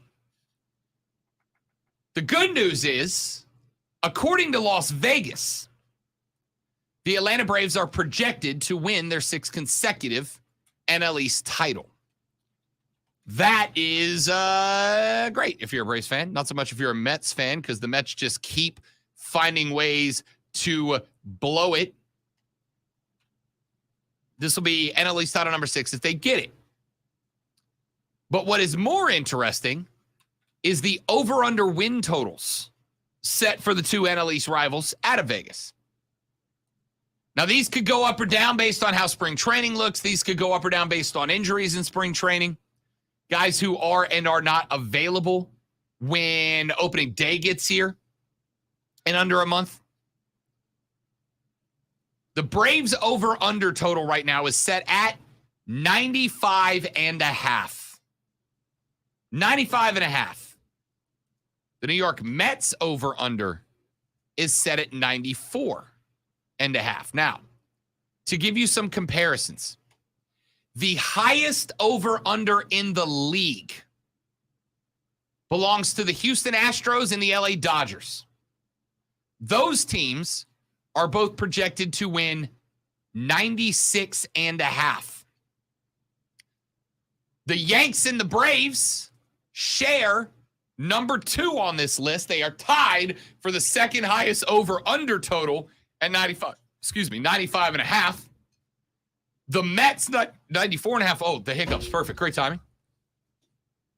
94.5 for the Mets. 93.5 for the Padres. 92.5 for the Jays. 89.5 for the Cardinals. 89.5 for the Phillies. I am taking, for the Bravos, the under of the 95.5. But I am also taking them to win the NL East. So how, last year, when the Braves were able to ultimately outpace the Mets by a game and win the NL East, and they had to do it late, right? The Braves were not good in the first half of the season. It's been that way the last 2 seasons. I was going to say, you're doing that thing where you say them to win the division. You say your team's going to underperform, and then there'll be panic at some point, like there have been the last 2 years, and then suddenly the Braves will turn it around. I mean, if they're consistent, how they've done it the last couple of years, panic will ensue. Like a month to 2 months in, then things will improve and things will get better. Panic will ensue on opening day if we lose, all right? You know me. But let me give you why I'm actually not panicked right now, and you can go ahead and write down March 1st, and you can throw this back in my face on like April 19th when I'm in a tizzy, all right? The Braves are going to win the NL East this year. They are going to win the division again. Remember, 2 years ago and last year, both times, the Braves won the division, they had to make a rally late, right? 2 years ago, they did it when Alex Anthopoulos went out and added Jock Peterson and a host of trades and got the late season push out of those players to move the Braves into title position in the East. Last year, they got some guys back from injury. They still had Acuna out, but they got some guys back from injury, guys like Ozzie Albies, etc. Dansby turned on late. They made the push back late and got a little bit of help from the LOL Mets, who collapsed with what? Didn't they have like a dozen lead game in the division at one point, and they just blew it, right? Now, the Braves have two massive problems. And those two problems are the LOL Mets and the Philadelphia Phillies. Both of those teams are going to be very good, both of those teams in division. The Mets also had a 101 season last year. They only got 3 playoff games before they got bounced because they did not win the East. But they have completely overhauled their pitching staff. DeGrom is gone. Taijuan Walker is gone. Chris Bassett is gone. But they brought in Verlander. They brought in Jose Quintana, and they brought in Kodai Senga. The Mets have just put together a very impressive staff. I think Verlander is going to be able to be healthy. He was dominant towards the end of last year. If he carries that into this year, he's very good. Quintana is one of the most underappreciated hurlers in the game. And the Mets, led by the Polar Bear, have a raw power lineup.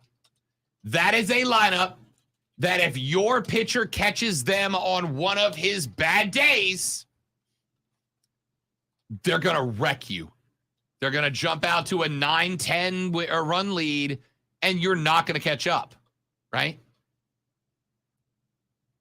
The Mets are going to be very good this year. The wild card here is the Phillies. The Phillies were a playoff team last year. Third out of the East, got in as a wild card with 87 wins. And then what did the Philadelphia Phillies do? They eliminated the St. Louis Cardinals, who were white hot going into the playoffs. They eliminated in the second round the Atlanta Braves on the road. Then they knocked off the Padres and went to the bleeping World Series. 87-win team. 4.5 wins behind the Braves, 4 behind the Mets, still went to the World Series and knocked off both the team that swept the Mets and knocked off the reigning, defending, undisputed world champion Atlanta Braves at the time. The Mets and the Phillies have played phenomenal catch-up to the Atlanta Braves. They're in their back pocket now. Now, I do think the Braves have gotten a little better. There's some good news here. They have been a team that over the past few years have had slow starts, made some moves because Alex Anthopoulos is the GM of the decade and played catch-up and were able to get there. But the Braves got better. William Contreras was very good behind the dish. Sean Murphy is an upgrade. But you lost Dansby. You lost Kenley Jansen, who had some absolute ginormo rocks moments late in the season and into the playoffs for you. And you lost Adam Duvall out in the outfield. There were some moves. There were some moves that helped you get better. There were some moves. You lost Freddie. You lost Dansby. You have lost a core of the guys who made that World Series run for you. But you've also added some guys into the mix as well. The problem is the Mets did too, and I think the Mets added more. The problem is the Phillies did too. I'm going to tell you right now, I'm looking at Trey Turner might get some preseason MVP jingle from me. Trey Turner fits perfectly into that lineup. Trey Turner is a guy who can change that lineup from we've either got a mash or nothing into we're going to consistently have guys on base from the early portion of the lineup. Now we don't need ding us late to win games. We just got to put the ball into play. And Trey Turner's going to score us a bunch of runs. Because he is. Trey Turner is the single best signing of this offseason. The Phillies, I am taking the 89.5 over. The Phillies are going to win 90 games this year. I think the Braves and Mets are both going to win 90 games, but because of the improvement of the Phillies, the wild card in the NL East, I don't know if the Bravos or the Mets are going to hit their over. The NL East, as it stands, is a 3-horse race. I absolutely believe that the Braves are the best team in the NL East. I absolutely believe that the Mets are going to be stride for stride with Atlanta all year long. In fact, the best thing that the Atlanta Braves have going for them right now is the fact that the Mets have a history of crumbling late. And they might have to depend on that again this year. I think the Phillies are going to be very, very good this year. I think the NL East could very well produce 3 teams that have 90 wins. But because the NL East can produce 3 teams that get 90 wins, I don't think there will be a team that gets 100. Now, I don't know that there are going to be, honestly, any divisions. I think the Dodgers are a 100-win team out of the NL West, but the Padres are much better. The Giants are better.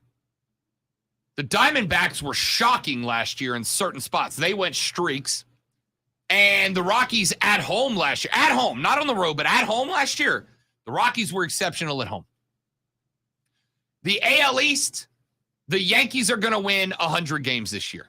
All right? The Orioles are going to be young, good, young. I don't trust them entirely. The Rays, man, the Rays were such a disappointment last year. Cody Decker and I both on Bet for the Cycle, which, by the way, I will know in the next week or two if we're getting that show back this year. I hope we do. The Rays last year started off looking like a 100-win team, and then they just late in the season. I don't know what happened to them. A lot of injuries down in Tampa Bay, but they fell off way harder than they should have, right? The Red Sox, I have no idea. How were the Red Sox so bad last year? How were they such garbage? The Blue Jays are going to be very good. And if the Yanks don't get to 100, it'll be solely because the O's snag a couple from them and the Jays make Toronto a tough place to play. But the Yanks are a 99-win team. The Central, I don't know. I thought last year, in fact, Decker and I got into a fight last year because he had the White Sox as a World Series prediction out of the AL, and I said, no chance. I think they're good, but they're not going to get there. Granted, the White Sox had the worst managerial direction of any team in Major League Baseball last year. They were atrocious in the decision-making department under Tony La Russa. Tony La Russa, before he let go, was the only manager in Major League Baseball that I called for their job. That's how bad La Russa was at that job. That was a team with World Series hype that when La Russa got canned, he was 63-65. No business being a sub-500 ball club. So if the White Sox get a little bit case of the better managees off the dugout steps, the White Sox could threaten. Outside of that, I don't see anybody in the Central being a threat. The West is interesting, right? The Angels, another team. You have got 2 of the best 5 baseball players in baseball in Shohei Ohtani and Mike Trout. It is inexcusable that you can't at least make the playoffs. You are saddled with the Houston Astros. The Astros are going to be good again. I don't think as good as they were last year, but they're going to be very good. You were saddled with the Astros. That's tough. But with the A's, Rangers, and Mariners in that division, by the way, Mariners could be really interesting this year too. Same reason that they were last year. They are young, they are exciting, and they have finally upgraded the pitching a little bit. No reason the Angels should be that bad. But looking at the National League, specifically the East, the Braves are set up to win it. You should have a healthy Ronnie Acuna this year, right? He had plenty of time to rest and rehab. Hopefully, you're not going to miss any long stretches without Ozzy Albies. Dansby as a clubhouse leader, that is gone. It sucks. Vaughn Grissom can play short. Is he going to be as good as Dansby? I don't think he will. But I think he can be a good enough fill-in with the potential to have a better bat. That's where you got to make it up. Give me the Braves to win the division. Give me the Mets to check in second. Give me the Phillies third. But give me a total from first to third in the East of 2 wins a difference. I think the Phillies, Mets, and Braves, all 3 will be closing on the final day of the regular season, playing for a win and a division title.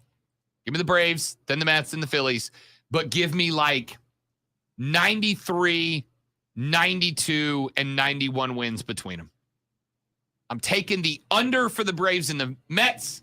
I'm taking the over for the Phillies, taking the Braves to win the title. Let's take a break and come back after this to wrap up this show.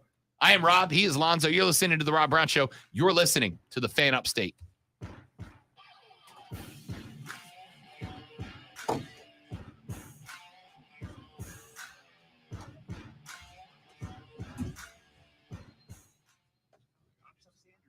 You going? Yes. We're right back. Stream, don't leave. We will be shortly back.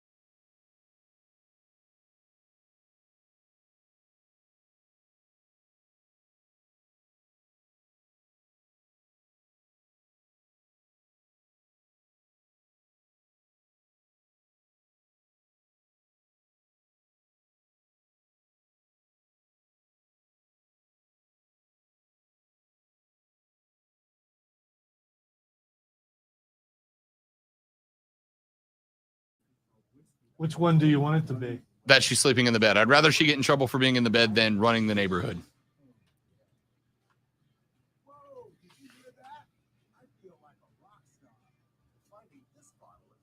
No, Steven, don't do it. That's tonight.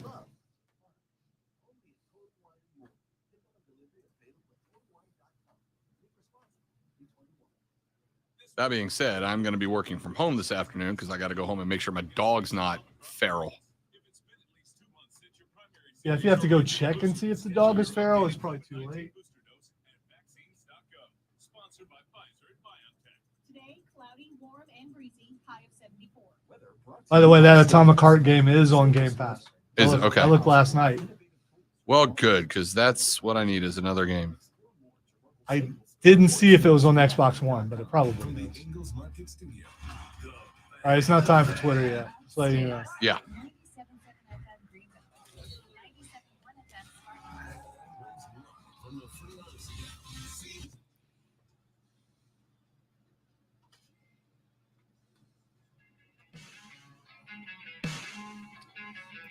Wrapping up the Rob Brown Show right here on the Fan Upstate. Let me throw this in real quick. You guys have followed the hilarity of learning all about Russell Wilson's behavior during his last few days as a Seahawk and his first season as a Bronco. My favorite part about it was 178% learning that not only did Russell Wilson have his own private office in the Broncos HQ, but not only did he have his private office, but he had his own training and coaching staff who were also working out of that office. So like Russ had the team, and then he had his own dudes there. Now, I'm going to be real with you, Lonzo. If I was getting paid $24 million to work at a radio station and do a show, I would absolutely be willing to throw a couple of mil to get the best radio coaches in the world here to help me maintain that job, right? And as we have all experienced in this industry, sometimes you get hosts who are wildly successful, who get special concessions thrown their way because, hey, you are producing more than anybody else. Wow, that really happens in radio? Shocking, I know. But Sean Payton showed up and went, no mas, amigo. Not happening. You are not going to have your own coaching staff, your own training staff, or your own office. You are a player on this team. But Sean Payton yesterday at the Combine also said, Lonzo, that if the team was winning, nobody would have had a problem with it. And the thing is, he's dead on accurate. Oh, he's absolutely right. If the team was winning, some other people might be going, you know what? I need to get me some of that. Coach, let me get a private office, right? I can go 13-3 if I got my own movie theater, right? And Sean Payton's right. And that is one thing that's interesting. In fact, we had a off the air interaction earlier when we were talking about the Jalen Carter thing that said, and I don't blame the listener for feeling this way, but they said, Rob, you and I both know, probably for a fact, that nothing is going to happen to Jalen Carter because he's about to be very rich and a top-level athlete. And like it or hate it, it's true, right? It's true. If Russ Wilson went to Denver and the Broncos were 13-3, won or at least threatened that division, took a wild card spot into the playoffs, won a playoff game, maybe two, none of this would matter, right? If you found out in the middle of his run with the New England Patriots that Tom Brady had his own office, the only person who would have cracked on that was Lonzo. And I definitely would have. And he definitely would have. And I know that because for a while there, Tom Brady, and I think Russ Wilson did this too. You remember when Tom Brady was selling special water? It was like alkaline, fancy water. Alkaline? Yeah, but I'm trying to think what, like when something Alka-Seltzer? It probably just was. when he was selling water with a special alcohol, which, by the way, ladies and gentlemen, please don't fall for the trap of spending 3 times the money on water because it's alkalized, right? Your body takes care of the pH levels in your water, right? That's literally what your stomach acid does. When you drink water, it takes your internal pH level to the correct level. You don't need to drink water with specialized pH levels. That's literally what your body does. All right? If you drink too much of it, you look like Skeletor, like Tom Brady. Also, juice cleanses to remove toxins don't work. Your body already removes toxins. That's what your liver does. Smoothie transition detoxification isn't a thing. Anyway, blah, blah, blah. We let Brady get away with selling voodoo water for years because he was 13-3 and 14-2 and winning Super Bowls, right? Sean Payton's right. And now, the Rob Brown Show presents Twitter Trending Topics. I hesitated because you're not the boss of me. I'm not the boss of anybody, It's thankfully. time for Twitter Trending I Topics. don't like being the boss. When you're the boss, you got to, like, do stuff. Yeah, well, there's that. Or delegate. Yeah, I don't want to do any of that. All right. Speaking of Tom Brady is trending. Well, you mentioned earlier, I guess he's on, like, there's pictures coming up of him on his new yacht. Yeah, but that's not the. There are a lot of reasons why it was trending, but the reason why I found is there's a report by a reputable source, at least I consider it to be a reputable That source, Tom Brady's coming back. that Tom Brady is going to forego going into the booth to do stand-up comedy. And who doesn't want to see that? So, I like Tom. I have never heckled before. I like, But you know what? If the Tom Brady comedy series comes through the upstate, Yeah, I might have to go brush up on my heckling. I respect that. So, look, Peyton Manning could do stand-up comedy, right? We've seen him on SNL, and frankly, he's killed it. Well, you just walk on stage and people could laugh at his forehead, but still, yeah. Eli can do stand-up comedy. It would be like Stephen Wright kind of Yeah, it comedy. would have to be dry pan, like yeah. deadpan comedy, but Eli could do deadpan comedy. Y'all know I like Brady. I don't have a problem with Brady. I think most people who dislike Brady just hate the player, not the game. Or some of us like hating him because of the school he went to, because he's a cheater and a bunch of other stuff, and because hating him makes you different than all the people who are on that bandwagon still. Sure. But let me just say it how it is. I like Brady. The new yacht is sweet, by the way. I have no doubt. He's very rich. Yes. Well, not as rich as he used to be, but Money, still. yeah, fair. Money can't buy happiness, but you can't be sad on a yacht. Okay? I got no interest in the Tom Brady comedy tour. I love him, but it's kind of like the Undertaker is doing these one-man shows, which are like half stand-up comedy, half story. And I'm like, I don't need Undertaker telling me jokes. I got nothing, right? But Okay. if Well, he comes here, I'll still go see him. we'll find out. All right. The next thing is trending is Fuddruckers. Yeah, I saw that trending earlier, and I got to be real. Number one, have not had Fuddruckers, even though it's literally right there. Dude, we can go like here in 10 I'll tell minutes. you what, We can go. let's do lunch there and review it tomorrow. Let's do. I got to run home today because I think my dog may have escaped the house. I thought you can't. So you can't go today. Can't go today. I think my dog may or may not be loose on the streets of Taylor, all right, South all right. Carolina. But Well, don't tell people. They'll show I'm up. not. My dog's asleep in the bed. No, but I'm I gotta go talking make sure. about that we're Oh, going gotcha. to Fuddruckers. Yeah. You don't want to do that. I don't care. I like people.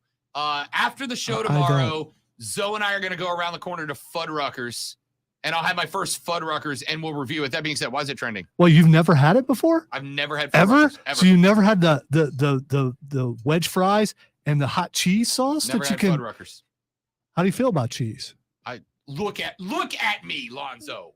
Do you like hot cheese? Do you listen, like putting hot cheese on your fries? on the spectrum of gas station chili cheese dogs to high-end charcuterie at a winery cheese? The answer is yes. Charcuterie. I will eat cheese in any form at any time. All right. Well, we'll go eat it tomorrow. All After, right, tomorrow for- after the show for lunch, me and Zoe are heading to Fuddruckers. If you want to join us. I don't know why it's trending. I couldn't figure out why. People Fair are enough. missing it in places where they don't have it, but we do. Fair enough. Ladies and gentlemen, that's it for us. I hope you all have a lovely rest of your day. Perfect timing. See you tomorrow on the Rob Brown Show on the Fan Upstate. Bye later, brother. Oh, that worked out great. Great. It's the room and the air being circulated by the fan Dude, and all that. I don't Yeah. know. It was like the whole show. Marcus says your life is empty until you've had Fuddruckers. I gotta agree. All right. As long as you get them on a good day, so we should be all right. All right. Well, we're going tomorrow if anybody wants to join How do you us for feel like lunch. building your own when you get your burger made however you want it? Is it like a burger bar? The- you the- get the burger in the bun and then you put what you want And then on you it? can put what you want on it. Same I'm with the gonna go home and fries. take a nap afterwards. Same with the fries. Yeah. Yeah, it's Then I'll go home and take a nap. they even have like ostrich burger if you want. I love ostrich. Yeah. Buffalo burger? I think they may have buffalo Okay. also.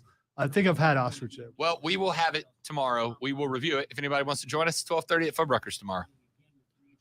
Everybody else, thank you for watching. You're all spectacular people. Have a lovely rest of your day. We love you and we appreciate you. See you tomorrow. Goodbye. Yeah, don't come. I don't want you to watch me eat. See you tomorrow. Yeah. Don't do that.